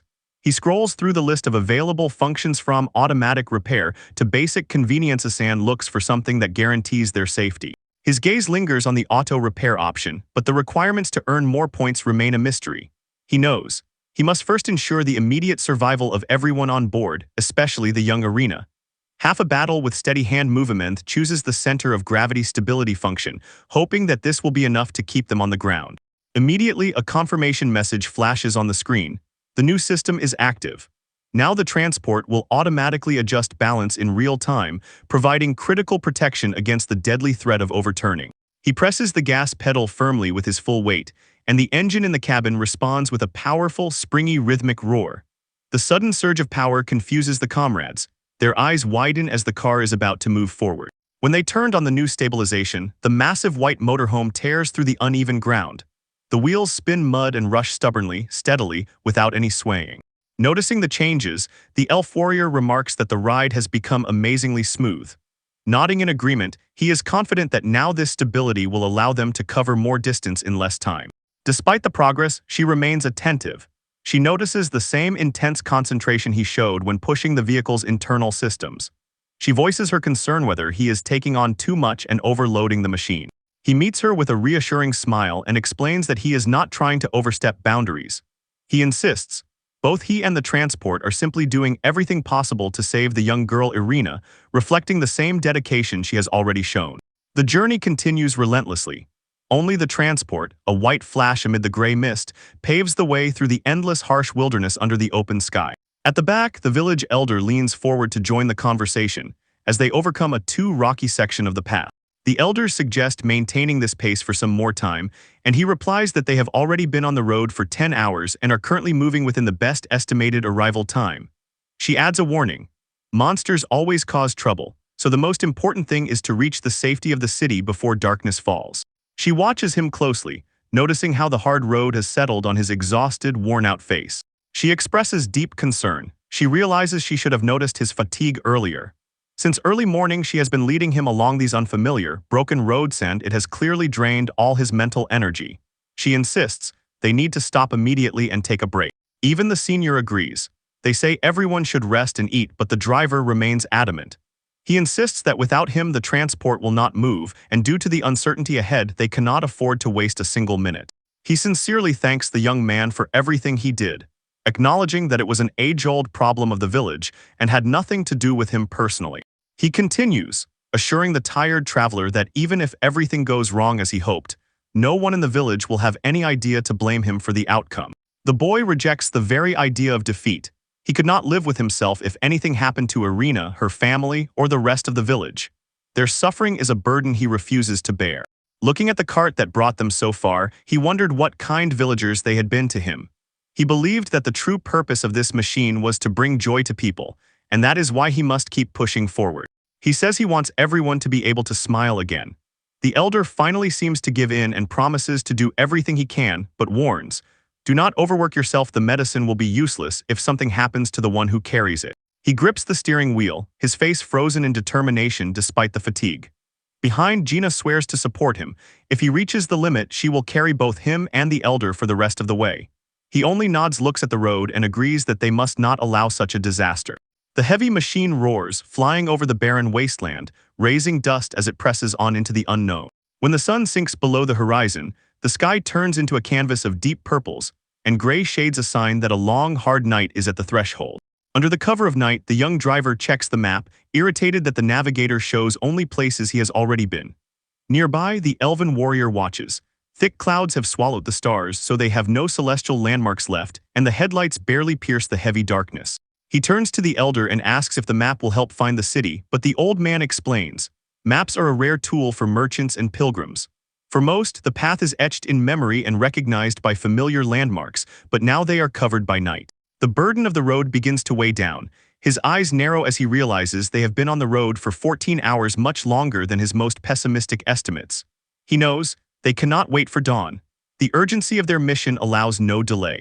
Suddenly, a small white owl flinches, beats its wings forcefully against the air, and rises up right inside the cramped cabin. Both he and the warrior freeze in stunned silence as the creature prepares to move.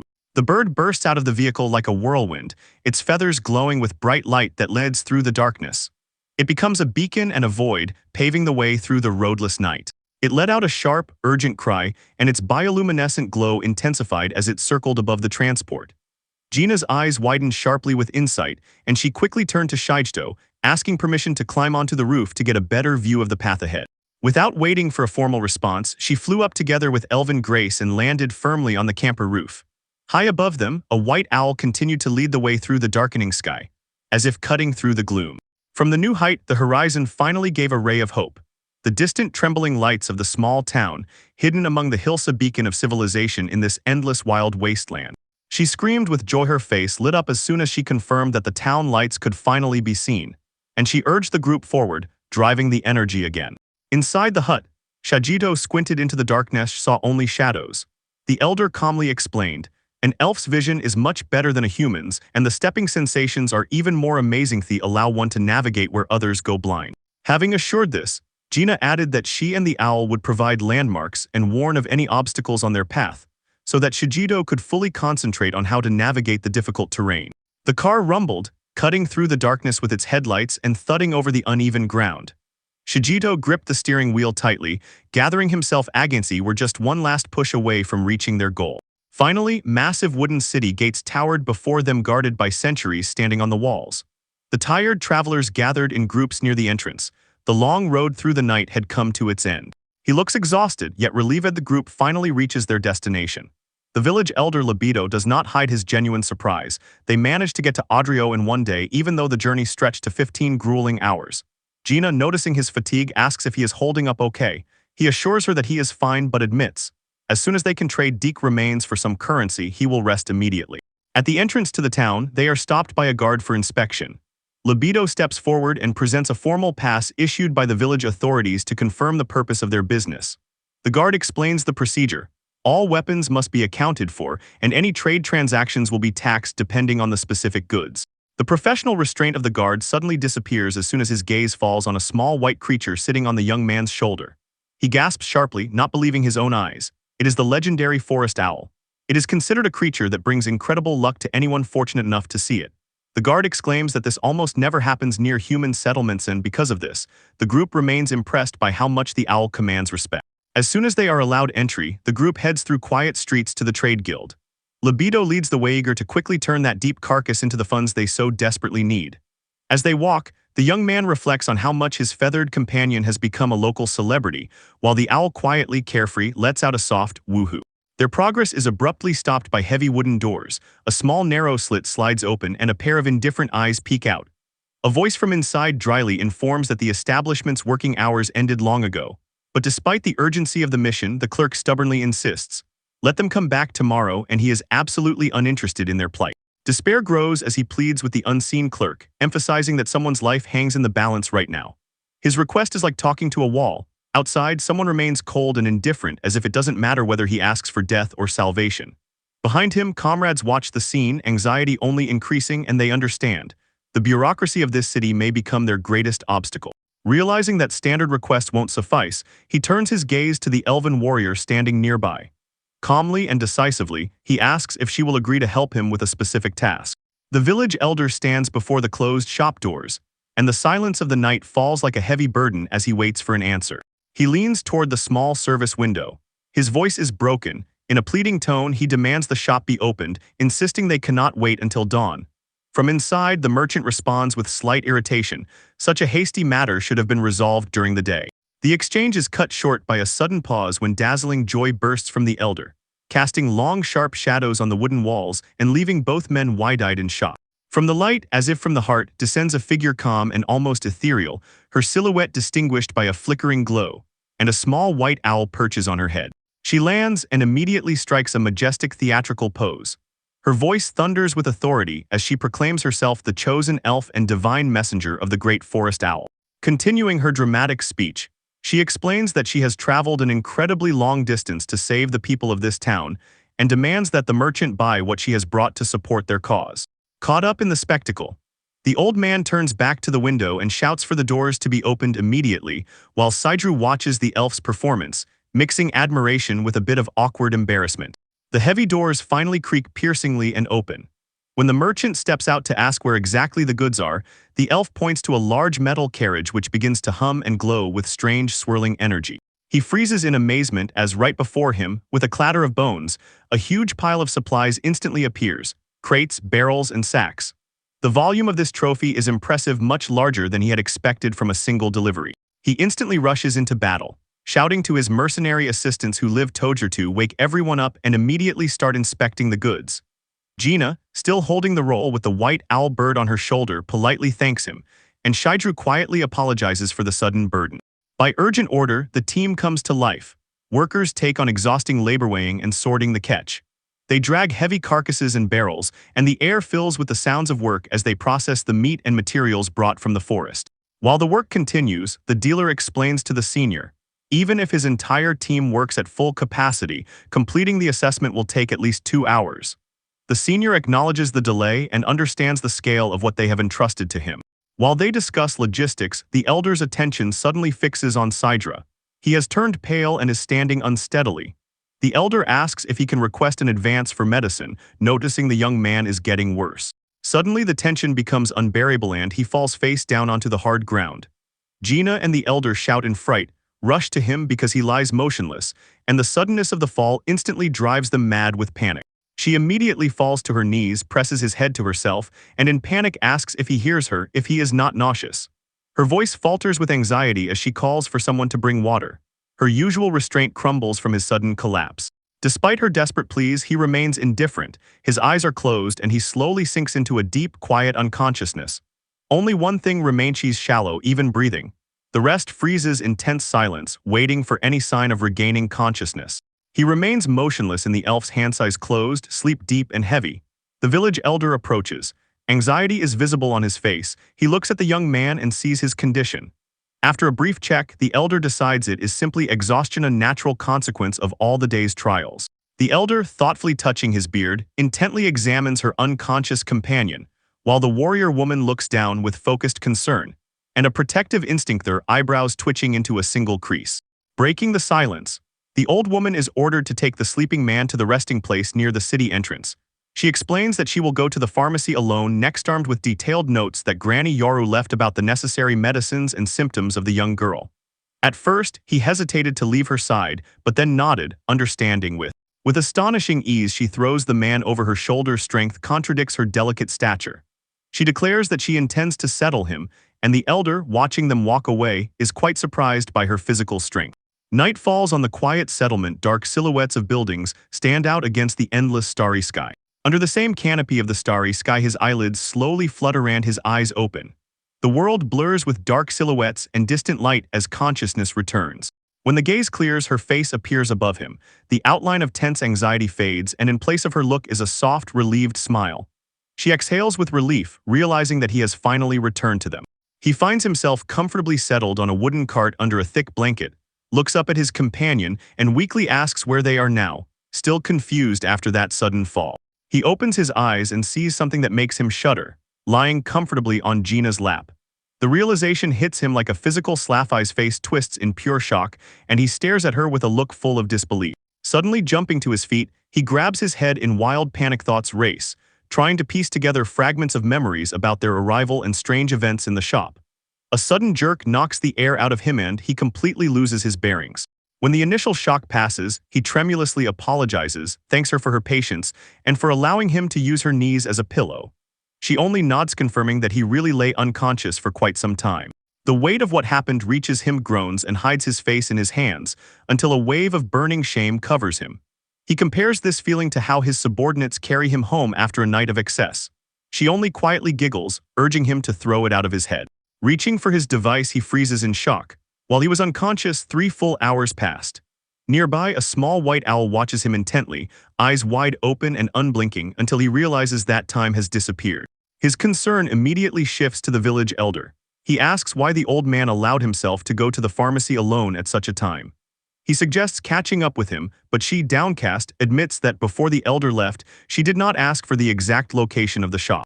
She quietly insists, let him stay seated and continue recovering until the elder returns, and says there is no point in rushing now. He lowers his gaze, a cloud of guilt on his face for succumbing to exhaustion precisely when his help was needed most. While he watches her, he feels a hidden tension in her posture. Understands. She is just as anxious about Irina's condition as he is. A heavy premonition overwhelms him, and this weight makes it even more unbearable. Her firm persistence stops him when she says, "Do not dismiss your own contributions." She emphasizes that without his help, any aid to their satellite as well as to themselves would not have even reached this city, let alone found a way to help. In response, he remains modest. He says it is still too early to thank because the young Irina has not even received the medicine yet. But she is deeply moved and sincerely thanks him for everything he has done for them so far. Her face grows dim in quiet, sad reflection as she recalls a painful memory from the past. She says, when her own mother fell ill with adult disease, she was completely powerlessly able to sit and watch in tears as her mother's life faded. She, carefully watching his reaction, explains. As soon as she heard that Irina had caught the same illness, she again felt an irreversible despair overwhelm her. She was afraid that this time she would again fail to do something to change the tragic end. But now everything is different. Sitting with her back to him, she admits, having borrowed his strength, they did manage to reach this city for medicine and finally got a chance to really help the girl. This realization brought her deep relief and hope, something she had not felt for a very long time. She turns to him with a glow in her tears and a radiant, trembling smile as if his presence had saved her heart. He remains looking back, stunned by the depth of her gratitude and the wild, bare emotion in her voice. Slightly confused by her passionate words of thanks, he stands up and shakes off the lingering sleepiness with a sharp, decisive exclamation, stretches his arms preparing for the tasks ahead, while she looks at him gently with tender gratitude. With a sense of urgency, he approaches the village elder, quickly apologizes for the delay, and immediately asks about the medicines they so desperately need. The elder, relieved to see he has woken up, greets him warmly. Carefully watching him, the elder raises a small precious vial and explains that thanks to the influence of Granny Yoru they were able to obtain the medicine without any complications. Gina stands nearby and watches as her face warms slightly. The weight of their mission finally becomes somewhat lighter. He continues to spread the rumor about the old woman, noting that she is a legendary figure in the medical community of this town, saying that it was enough to show her introductory letter for the local pharmacists to agree to get the medicine even in the dead of night. This shocks the young man so much. The one he considered just a mystic actually had such professional authority. With the medicines finally in hand, the group returns to their gigantic iron wagon. It looms like a beacon amid the desolate, wind-swept landscape of frozen ice. Settles into the driver's seat. He prepares for the long road back, and outside the window is complete darkness without a single recognizable landmark.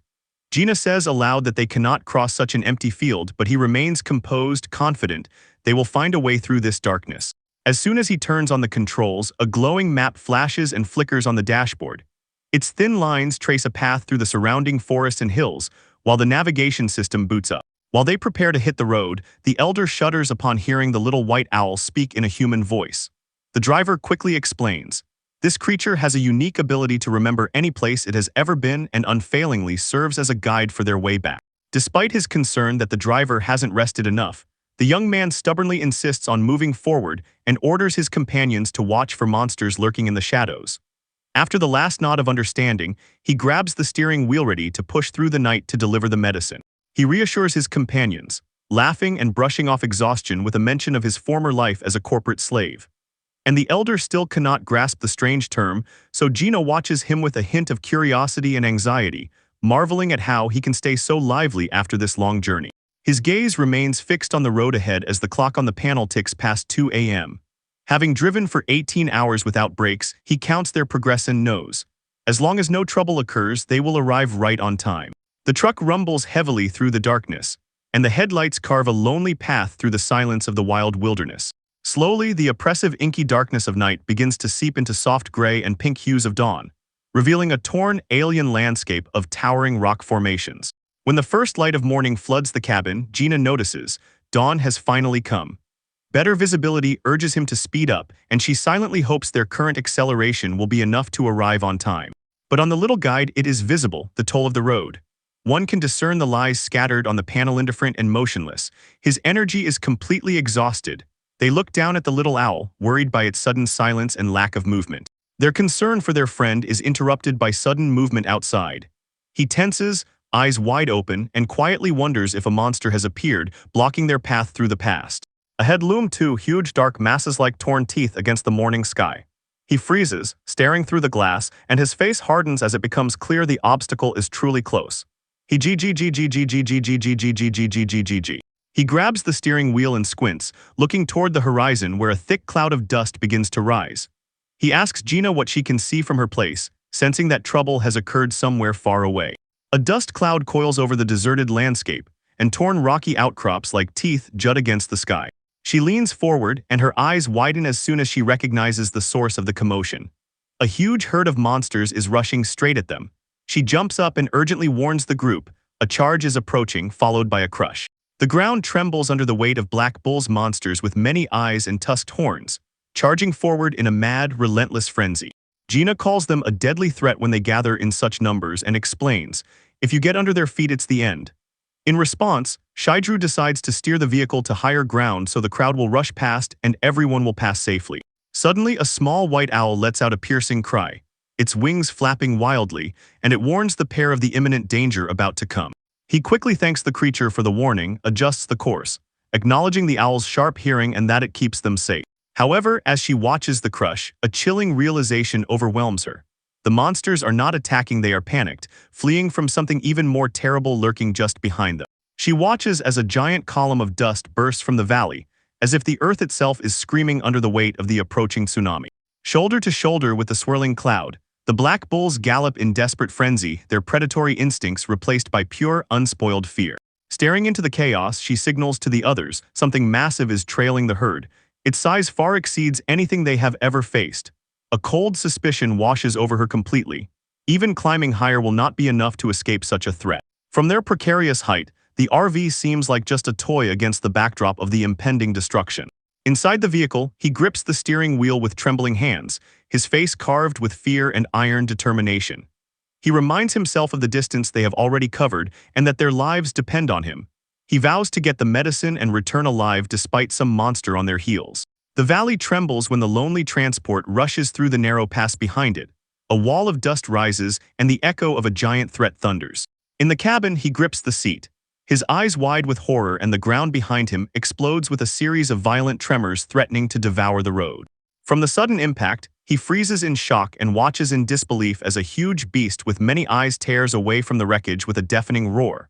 Muttering uncontrollably, whether the creature supposedly defeated by Gina has somehow returned from the dead. The elder quickly silences him, explaining that this is a completely different specimen, and adds that mutavora are usually solitary and territorial creatures, so such a consistent appearance is extremely unusual.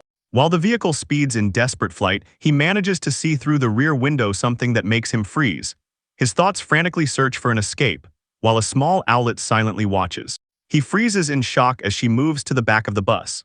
Her hand rests on the blade, and she warns that the creature's lunge will soon overwhelm them, insisting on staying behind to delay the pursuit. He immediately protests, his voice boiling with concern, because she will be left alone against such circumstances.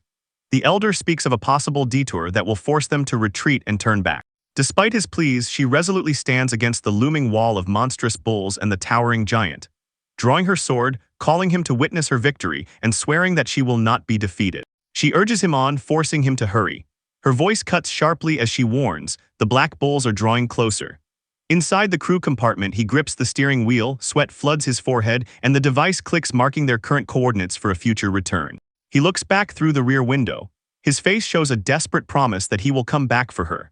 The engine roars and the distance between them mercilessly grows, leaving her a solitary figure against the vast, dangerous landscape. She gives a quiet, calm smile, accepting the burden of her choice. The ground shakes beneath her as the heavy vehicle accelerates, and the air fills with dust as she flees from inevitable death. She stands firm, the wind whips her hair into a golden scarf around her determined gaze. A gigantic, clumsy form of mutavora looms over her. It is Ma Gape, and smaller, many-hoofed Black Bulls gather around. Undeterred, she draws her blade with only spark of defiance against the encroaching shadow. Meanwhile, the bus flies down the uneven mountain path, and the suspension groans from the mad escape at speed. He stared motionless at the road ahead.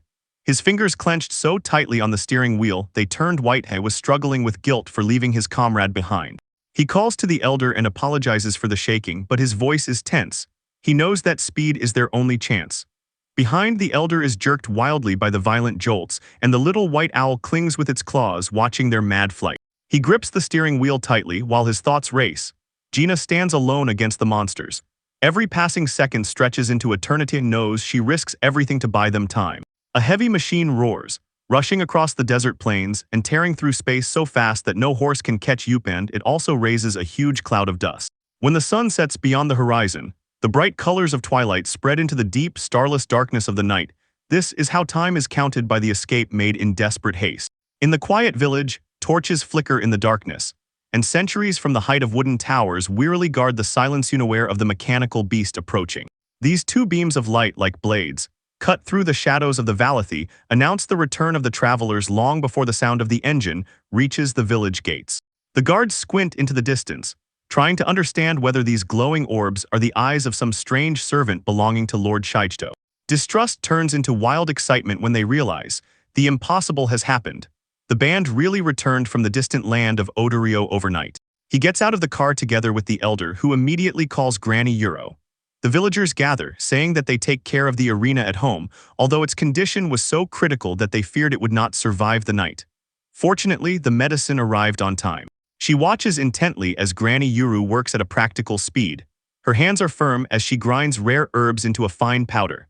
The rhythmic rustling of the mortar and pestle is the only sound in the tense room until she carefully pours the mixture into a glass. When the medicine was ready, she and the older woman carefully helped the sick girl and urged her to swallow the bitter liquid. Irina, whose face was covered with dark feverish spots, drinks weakly as if with each shallow breath her life force fades. Outside the small hut, the night silence is broken only by the faint whisper of the inhabitants gathered in the darkness. They peer through the windows and crowd near the doors, their faces a mix of fear and desperate hope for the child inside. Turning back to the bed, the girl is still breathing heavily. Her skin shines with cold sweat as the illness carves her fragile body. But almost imperceptibly, the convulsive rises and falls of her chest become more even, and the tension of pain in her features begins to ease. Noticing changes in her, the elder leans forward. His scarred hand reaches out to check her temperature. He watches every movement intently, holding his breath in hope for a sign that the treatment has already worked. He is silent for a long time, not averting his gaze from her eyes, and quietly raises his eyelid to check how clear his vision is. Behind him, a young man stands frozen, eyes wide, and in his gaze a silent plea for good news. Finally, the elder returns to the door and announces that the medicine worked. His voice sounds as if deep relief is spreading through it. His words immediately trigger an outburst of joy in the crowd outside. Shouts and cries roll through the village like an echo. Smiles and loud cheers during the celebration. The young man lets out a long, trembling sigh. Finally, the responsibility lifts off his shoulders like a heavy burden. Nearby, the old woman who prepared the medicine can no longer hold back. She covers her face and cries with relief, tears streaming down her cheeks. He freezes with sudden, sharp determination, his gaze fixed on a target only he can see. Without saying a word, he dashed past the guards, and his shoes kicked up dust as he raced to his car. Even in Belk Watcham Go, their confusion only grows. They realize that Gina has also disappeared. She was supposed to be by the bed, but she is nowhere to be found. The noise pulls the elder outside. The guards quickly report strange disappearances, while others try to maintain the silence needed to restore the arena. The elder's face darkens with a heavy secret, and he ignores the bustling whispers of the villagers, who mistake his gloomy silence for a sudden illness.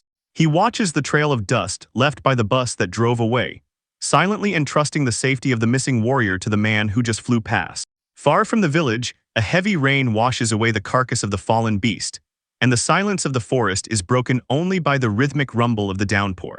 In the raging storm, Shidru stands by his car, pressing the lifeless, rain-soaked body of Gina to his chest. He successfully returned her to the safety of the bus, standing still amid the relentless rain pouring from the forest.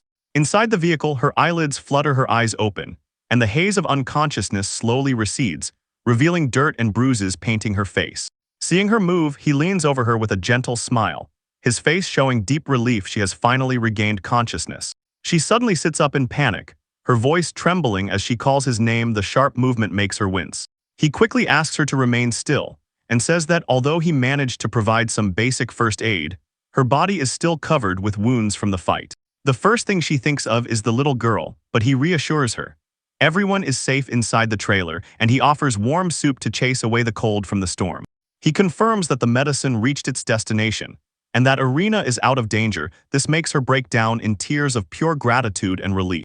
Noticing the oversized shirt she now wears, she listens carefully as he quietly, embarrassedly explains. He had to take off her wet cloak and dry her. Handing her his own clothes to warm her, he still worries about their sin. She looks at him with a gentle, tired smile, shows deep gratitude that he came to find her. He nods, his gaze soft as he says that it is finally time for them to head back to Harkham Village, where everyone awaits their return with eager anticipation and anxiety. With the decision made, he grabs the steering wheel and the heavy vehicle moves through the cracked terrain. The engine hums steadily as they drive away from the battlefield and stretch toward the horizon. When the bus approaches the village gates, a small crowd has already gathered on the road in anticipation.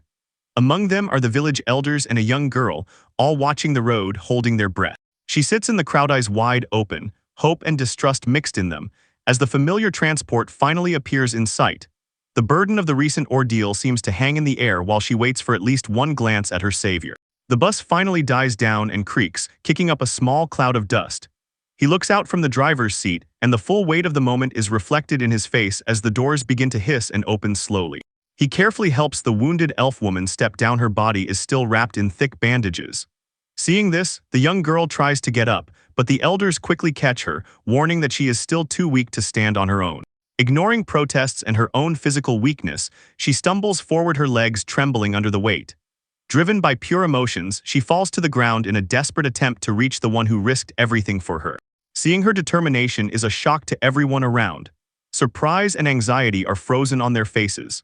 He silently watches as the bond between the two survivors overcomes their physical pain, and this is a gentle return to the safety of the village. She stretches out her hand, and her small palm trembles as she firmly grasps the wooden handrails to lean on. Next to her stands a warrior woman, tall. Her silhouette stands out against the bright sky, but her posture reveals hidden deep fatigue. Her boots press firmly into the mud, rooting her in place as she prepares for the emotional weight of this moment. The two finally come together in desperate embraces. Tears flow down their faces, and the tension of the entire ordeal subsides. Nearby, villagers silently watch, mixed with feelings of relief and pity, for they see the physical toll this road takes on their defenders. Suddenly, the warrior's knees buckled, and she sank to the ground, not letting go of the little girl in her arms. Shaidru gasped in alarm and reached forward as soon as he saw that her strength had finally run out. She gives a weak, exhausted smile. She closes her eyelids and whispers that relief has come in a wave, but her body no longer has the strength to stay upright. Shaidru looks around and notices that the village elder has already informed him about their reckless actions. He insists on treating the wounds first, while telling the young girl to get off her bed immediately, but she stubbornly and playfully resists and stubbornly goes her own way. When the peasants begin to help the exhausted couple, he stands beside the elderly man and with a quiet, focused expression watches everything, knowing the immediate danger has passed, but the path to recovery is only beginning. He stands before the village elder, who bows his head in deep gratitude. The old man acknowledges the tremendous efforts and trials he endured for their sake, and says that words alone cannot express his thanks. Retelling his humble story further, the elder with a heavy heart admits, "There is nothing valuable left in the village to give as a reward. They were forced to sell everything, Jevin, the livestock, to survive those recent trials." In response, the young man gives a gentle smile. A small white owl settled on his shoulder sits calmly and contentedly. He says that for both him and his companion, the joy of the peasant is the only reward they need. He looks at the community and sees relief on the faces of those they saved. The little arena girl, the restored elf Gina, and others. For him, their safety and the return of smiles are far more valuable than any material treasures. The elder lets out a quiet, grateful chuckle, is impressed by the young man's dedication. He says that he truly has a relaxed heart, a rare trait that brings peace to everyone around. The term catches him by surprise, freezes, and contemplates the weight of this word. He recalls how in his own memories such a phrase was often thrown as a reproach to his generation. But here it is presented as the highest praise. Shaking off a brief moment of self-analysis, he feels a new thought being born in his mind. Turning to the elder, he voiced a modest request if they might have some extra old clothes he could use. Nearby, he and his fluffy companion stood patiently, ready to move on to the next task. He explains that during his travels his clothes got very dirty and he has no spare ones, so he would be grateful for a replacement. The elder nods, understands, assures that finding suitable attire is a simple matter. He hurries to thank him. Then the young man says there is one more thing he would like to find out. Hesitating slightly, he asks a strange question. Have there ever been rumors that someone suddenly appears as if from another world or disappears without a trace? This question makes the old man fall silent. His eyes widen as he comprehends the weight of these words. Feeling the pressure of silence, the traveler quickly tries to brush off the topic, as if it doesn't matter at all. But the elder keeps a focused gaze precisely on this. The elder leans closer. His face becomes solemn as he directly asks if it is true that the man standing before him is a visitor from another world. Stunned by the precision of the question, he can only silently stare back, while the truth hangs like a heavy burden in the air between them. The morning sun illuminates a sturdy wooden building at the forest edge. Outside silence, though inside a conversation is about to buzz, on which everything depends. Inside, among the shelves of ancient texts, the village elder sits upright at the table, greeting the appearance of his guest with a calm, friendly gaze. He notes that the new clothes fit perfectly, so the young man immediately expresses sincere gratitude for the outfit being delivered to his temporary residence. In freshly donned clothes, the traveler stands upright and does not waste time showing that he wants to continue the conversation where it was interrupted yesterday. The elder freezes for a moment. His face hardens, and he asks an unexpected question whether his guest really came from another world. When the young man confirms this, the old man is only amazed that the legend turned out to be true. Noticing the exhaustion carved on the guest's face, the elders suggest postponing further talks until tomorrow and strongly advise him to finally get some sleep after 2 sleepless nights. He desperately needs it.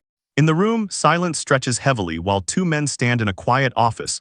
The weight of their shared revelation hangs between them in the air. He was curious about how his secret was revealed.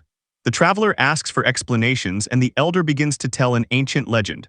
When the flow of the earth's veins is disturbed, those who come from distant worlds often get lost and wander in this land.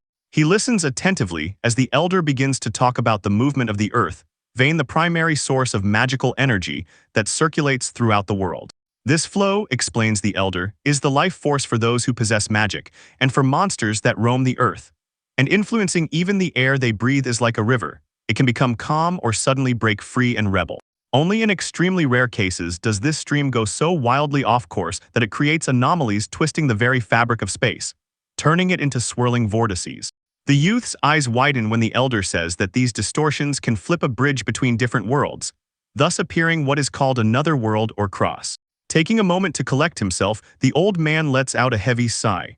The burden of what is happening is etched into the wrinkles around his mouth.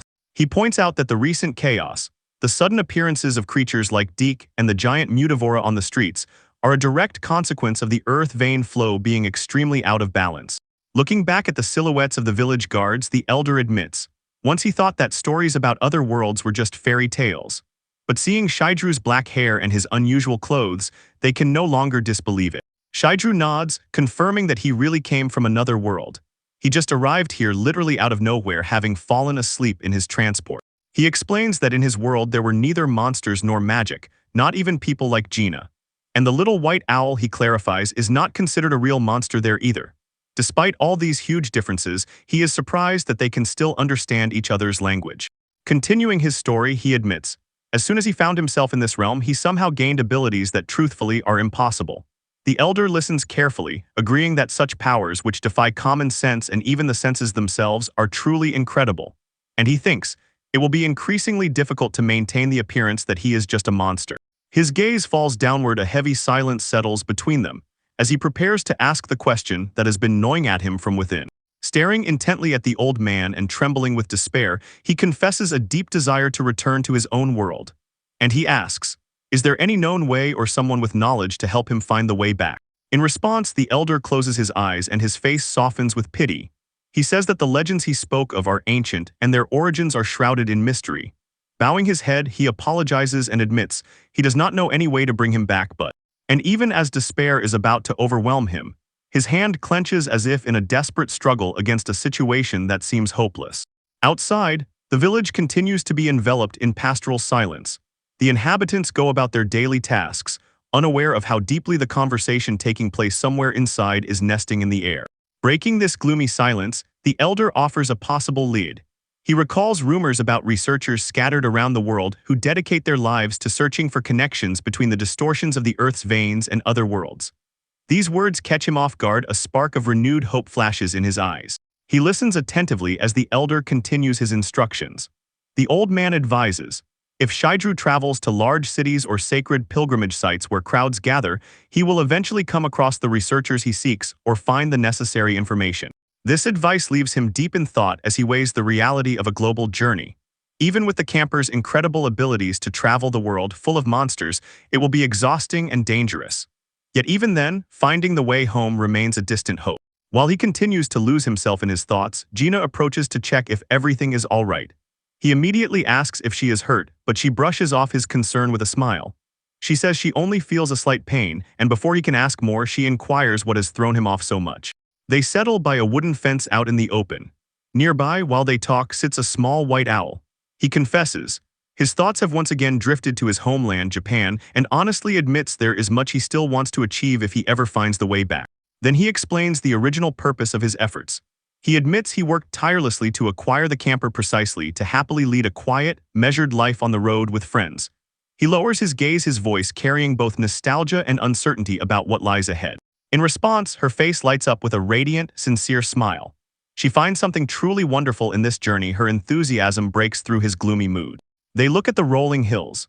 She recalls her own experience and admits, at first the strange transport was frightening, but over time she learned to appreciate its conveniences.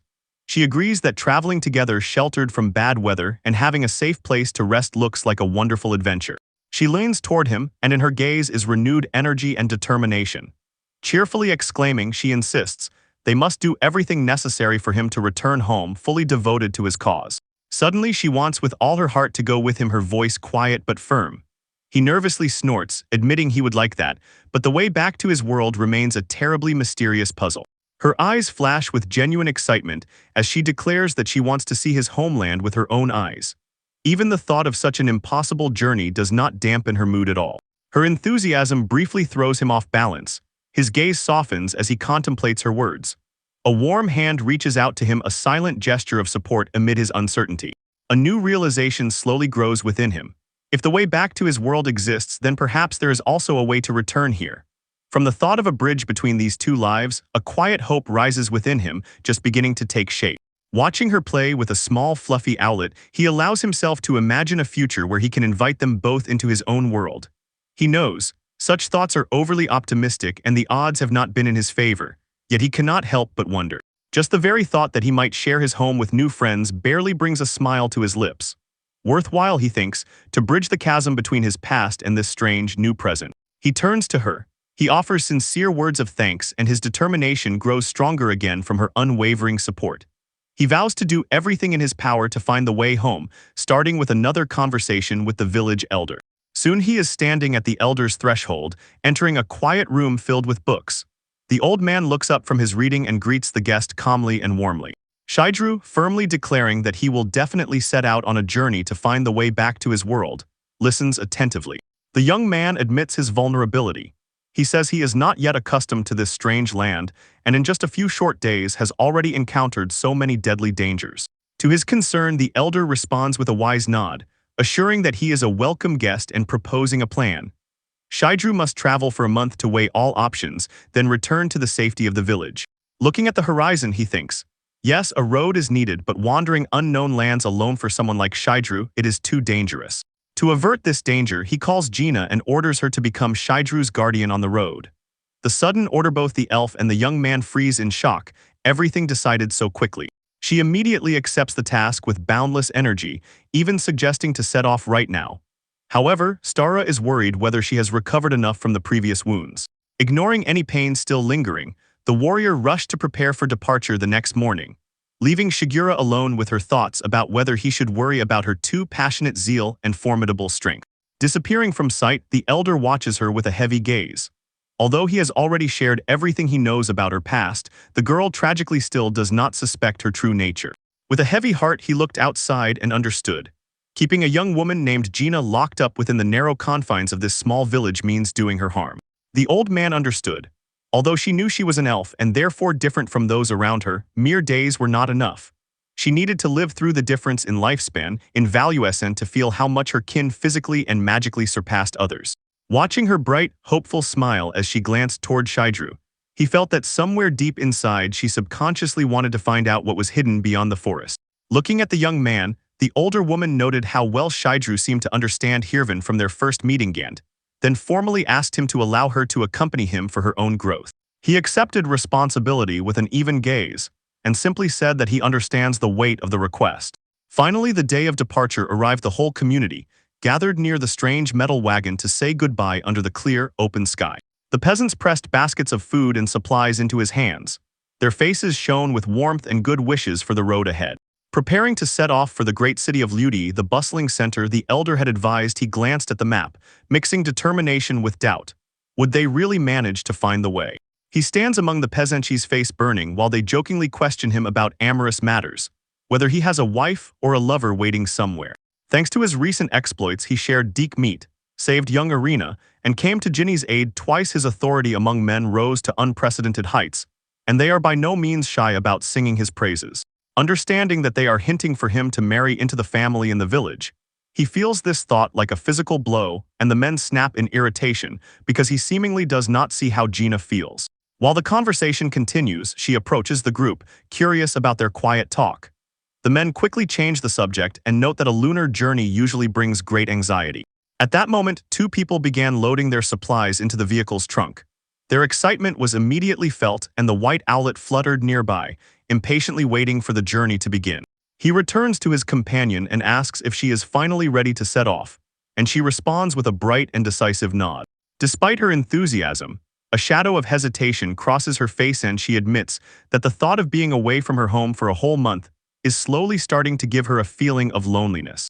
In response, he pulls out a strange device with a long handle attached to a glowing screen and explains that it is for a commemorative photo, asking everyone to gather once more by the village gate one last time. He caught the moment the digital screen showed the entire village gathered together in one perfect image. He shows the device to his comrades. He sees their eyes widen in disbelief. Gina is sure he is some kind of sorcerer, and the men wonder how it is possible to create a portrait in an instantan to see their own faces whenever they want.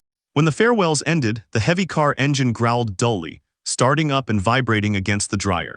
When the van begins to drive away, Gina peeks out the window, energetically waves her hand, and shouts farewell to everyone, the last words to the crowd of villagers who watched them as they drove off.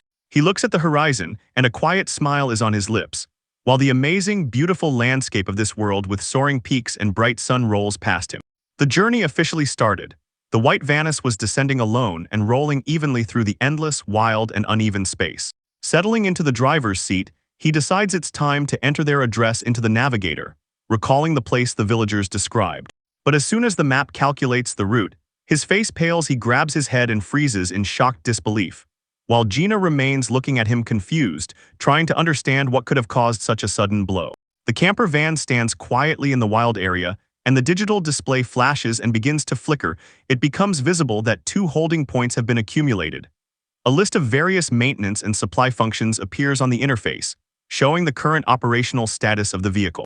In the cabin, he examines the instrument panel, notices the odometer shows 708 kilometers. He studies a separate screen. The machine is still at level 1, and more than 600 kilometers remain to the next milestone. And he thinks about what exact conditions are needed to earn more points. His confusion only deepens as he cross-checks the readings. Despite the trip meter showing 700 kilometers traveled, progress to the next level has advanced only halfway through that distance. He encounters a discrepancy, unable to understand why the system does not reflect their full journey. Noticing that the elven warrior was lost in thought, she moves closer and asks if the spell he previously used to help the little owl grow was specific. He confirms her guess and admits that the whole process has a mystical nature. He sighs, admitting that he still does not understand how to properly handle these abilities, and that forcing growth feels like constantly fighting with himself. She utters a soothing word, hinting that there is no need to rush the process. She smiles warmly and reminds him that the fluffy creature is a valuable companion who needs careful care. Her words hit the mark. He suddenly realizes that until now he had not truly accepted the owl as a real partner. Then he turns on the auto repair to patch up wear after their recent travels, and wonders if the vehicle's condition will improve by morning. A heavy basket full of fresh bread and vegetables fell to the floor, and he immediately guessed that it was finally time to eat. She agreed without hesitation. Her appetite was sparked by the sight of the supplies. Stand by the van, he thoughtfully considers the generosity of the people they left behind. The village head provided plenty of food and even returned silver coins as change for the medicine they brought. She nods in agreement. Both are touched by the unexpected kindness of the villagers. He stands outside the camper van unpacking their supplies for dinner.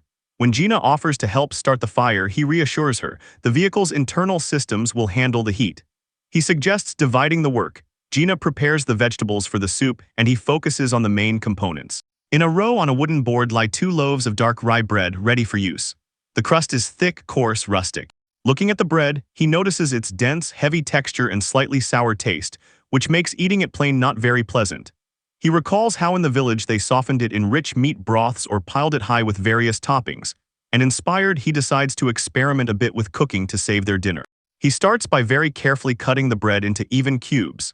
Heating the pan and melting the butter, he throws the cubes inside, seasoning them with a pinch of what he considers a magical powder, a universal seasoning from his world that adds juicy depth of flavor. While he works, she approaches with a bowl full of freshly finely chopped vegetables and asks if the portions are enough. He thumbs up approvingly, confirms everything is perfect, and orders her to pour them into the cauldron simmering on low heat. Vegetables are left to simmer in the fragrant broth until they become tender. When the soup is ready, it is poured into bowls, and golden bread cubes fried in butter are carefully placed on top as the finishing touch. The result is a hot, hearty bowl of vegetable soup. Harkem village. The croutons soak up the rich broth. They settle at a small table right outside near the van to enjoy the fruits of their labor. As soon as she takes the first bite, the warmth and taste of the food give a moment of long-awaited comfort on their journey. She freezes, eyes wide open, her pupils dilated as the complex flavors of the dish dance across her palate for the first time. This delight arises from the incredible combination of Harkem village bread and soup. It seems so rich to her, like a festive banquet. Shaidru agrees. The vegetables from Marina's village are exceptionally sweet and fragrant, making the dish truly special. From the very quality of the dish, she feels a little embarrassed, and she admits that her own culinary skills are not comparable at all. Because of this, she is almost afraid to try it. But Shaidru, it seems, is even surprised by his own success. He wonders if he is really able to cook such delicious food every time they eat. He explains that his motivation appears thanks to her presence. If he were alone, simple instant noodles would be enough for him, but when there is someone to share the meal with, he begins to be more creative. It is this mention of cup noodles that stirs a new curiosity in her. She has never heard of such a strange idea. She cannot help but giggle at his modesty. Nearby, a small white owl is completely absorbed in its portion. Its fluffy body almost overflows the edge of the bowl as it greedily eats. While they sit together outside the camper, Shaidru explains that the seasonings he used are real kitchen tools created to make food more pleasant. She listens intently, impressed by how much thought and care he puts into their daily survival. A warm, sincere smile spreads across her face, and her eyes close in pure satisfaction as she realizes how lucky she is to share these moments. Looking at her happiness, he feels deep contentment, and all the day's hustle finally feels justified. Laughter echoes in the silence of the wild forest as the day begins to fade, and Shaidru decides they will camp right here where they stand. Even when the conversation dies down, the little owl does not take its eyes off the bowl, finishing its soup to the last drop under the dark sky. She watched as Gina announced her intention to go down to the river and wash. Shaidru quickly interrupted her, warning, "The sun is setting, the night air will be too cold, and monsters might be hiding in the darkness." After that, he introduced her to a completely unfamiliar concept, a shower that stands right inside the safe space of the camper. He led her inside to explain the strange devices. He showed a bottle and said it was special body soap that creates thick, cleansing foam. Gina looked around with wide-open eyes, trying to reconcile these modern luxuries with her impressions of the wilderness. Continuing the tour, he showed shampoo, explaining its specific purpose for hair, and handed her a clean towel. Politely nodding, he asked her to call if any difficulties arose, and he stepped outside to give her the needed privacy. In the cramped shop, mechanical levers turned, and from the perforated metal head, a steady stream of water splashed out. Outside, he calmly leaned against the car. A small white owl sat nearby, and he kept thinking about how casually he himself had suggested the shower, and whether Gina might have been too vulnerable. Meanwhile, inside, the elf girl was delighted. It seemed she felt a real rain of hot water. She stood under the waterfall of the stream, allowing the warmth to soak into her skin and wash away the dirt of the road. Steam rose around her as soon as she closed her eyes, and she completely immersed herself in a rare moment of absolute calm. Turning outside, he quietly laughed to himself and realized that Gina would probably handle any threat that might occur. Switching to the fluffy companion, he jokingly asked if the creature also wanted a turn in the shower. A soft, curious purr was heard in response. The little white owl flinches as the bathroom door flies open with a bang. Gina jumps out soaking wet, panicked and crying, shouting to Shidru that the hot and cold water suddenly disappeared, and she fears something terrible has happened to the camp's internal systems. Her sudden appearance interrupts his movements. He freezes, eyes wide open, when he sees the elf soaked like a witch. Gina, still overwhelmed by panic, only now begins to realize the indecency of her state. Her face flushes with a blush, and the pause between them stretches like eternity. He sharply looks away. A deep crimson crawls up his neck as he stubbornly stares at the wall, sweat drops appearing on his forehead. Behind his back, it finally sinks in how vulnerable she is. The sharp shock of water loss is replaced by growing, suppressed shame. A chaotic symphony of screams erupts as he frantically shields his eyes and feverishly insists he saw nothing while she fusses searching for shelter. Even the little white owlet seems to draw out the whirlpool of their mutual embarrassment. Its wings flutter, and the tension in the cramped space reaches a fever pitch. As the first panic subsides, he goes outside and exhausted sighs, explaining that the water tank simply ran dry. He assures her the camper is not broken and the supply will be restored by morning, but his words hardly soothe the awkwardness still hanging in the air. While the moon hangs over the quiet landscape, she remains hidden inside, lamenting her own, in her opinion, clumsiness and apologizing to her mother for the scandalous turn of events. Outside, he gently nudges her to pull herself together, properly dry off, and get dressed before they talk about anything else. The night air settles on the chopped, uneven terrain, and the distant mountain silhouettes against the sky hide behind soft, drifting clouds. The world is indifferent to the minor drama unfolding inside the metal walls of the strange trailer. She looks up at the van's roof and notes with relief. The repairs are finished, and the new features work as intended. Exhaling quietly, he calls her again, curious if she has finally managed to pull herself together. He sat behind the wheel, a heavy guilt frozen on his face as he sincerely apologized for the lack of water. He admitted that he had completely forgotten about the tank's limited capacity while she remained silent, and without turning to him, looked out the window. While turning his thoughts over in his head, it dawned on him he had been careless. He used too much water on everyday things, cooking and washing dishes. He hadn't even thought that she would need a considerable amount for her long hair. Foolishly, he decided the supply was unlimited just because it was replenished every night. The weight of her shame seemed to crush her spirit, and she, slumping forward, muttered that she might completely give up the idea of marriage. Seeing her so despondent, he urged her to stop these talks, warning that her current state of mind was becoming dangerous. Then he tried to lift her spirits. He insisted that she had a wonderful character and was already quite beautiful. He even predicted that when she became even more attractive, men would undoubtedly line up to ask for her hand. She paused for a moment, her face half hidden, as she pondered his words and quietly asked if he truly believed what he was saying. He did not hesitate, once again confirming that other men would definitely not leave someone like her alone. His words seemed to hit right in the heart, and she froze for a moment, lost in thought. Stretching upward to touch her hair, she gently reminded him of their previous conversation where she said she had no family left. Left alone with the silence in the living quarters, she explained. After her mother's death, she lived alone, thinking of no one else. And she realized that her recent behavior was most likely simply because she was not used to sharing her space with another person. She listened as Shidru gently asked if she had truly found peace in her long solitude, and genuine anxiety was felt in his voice. In response, she admitted that her time with him and the little white owl was truly pleasant. So he suggested that this journey become a gradual way for her to get used to the presence of others again. She barely touched a soft, sincere smile on her lips as she quietly agreed. The heaviness of her past loneliness seemed to retreat for a moment in the warmth of this moment. When the conversation died down, a heavy truck rumbled along the winding mountain road and finally turned the corner, revealing a new destination on the horizon. Spread out in the valley below lay the walled city of February. The stone fortifications rose high and looked unshakable against the backdrop of endless open spaces. Seeing the huge walls, she looked in awe at their scale. And Shidru, noticing the excitement among the travelers nearby, decided to hide the unusual carriage and continue on foot to avoid attracting unwanted attention. Soon they reached the bustling entrance to the city, where guards kept watch over the steady stream of merchants and travelers passing through arched stone gateway. But their attempt to blend into the crowd was immediately thwarted. Passers-by, seeing a rare forest owl, began whispering in admiration.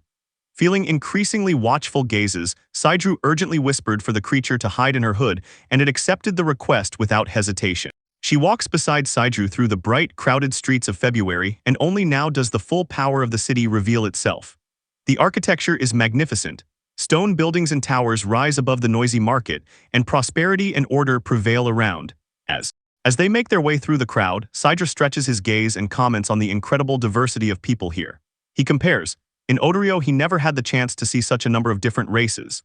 Gina nods, her eyes scan the people, and she adds, even for her there is too much new here, and everything sharply contrasts from burly dwarves to bustling merchants, all of which only intensifies the oppressive energy of the city. The quiet observation is broken by a sudden commotion nearby. A merchant aggressively kicks the customer's goods aside, pushing them away. Sidru watches silently, and tension grows on his face as he realizes the coin offered was deemed insufficient. In response, a rude, public refusal causing the customer to fumble confusedly. He turns at the sound of another quarrel. A seller roars fiercely, demanding that the other leave, insisting there is no food for people like them.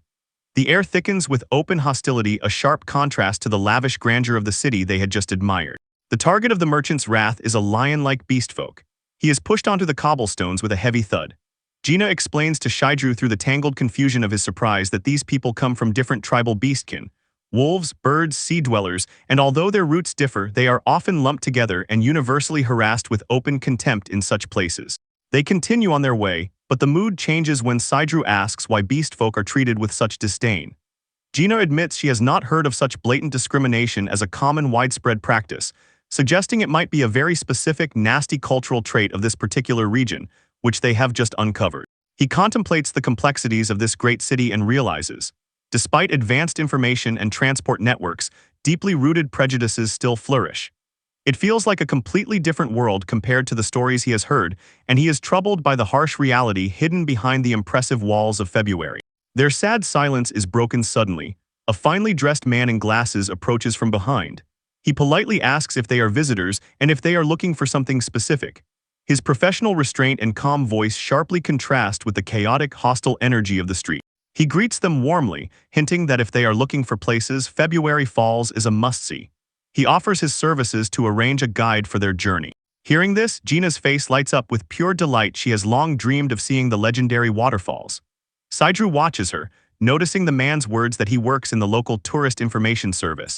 Noticing their interest, the man gestures for them to follow him and suggests moving to the information desk to discuss the trip details in a calmer setting. Soon they reach a well-kept house. Inside it is clean and orderly. It serves as a hub for travelers seeking direction in the bustling city. When everything quiets down, the agent lays out the truth about the walk. The waterfalls are a 5-hour trek from the city gates. He emphasizes that the path is dangerous. It winds through lands full of monsters, so professional guard accompaniment is necessary. The mention of a 5-hour journey momentarily throws Shidru off track, but the agent quickly reassures him. He promises to get an experienced guide who will ensure their safety, then asks them to wait a moment.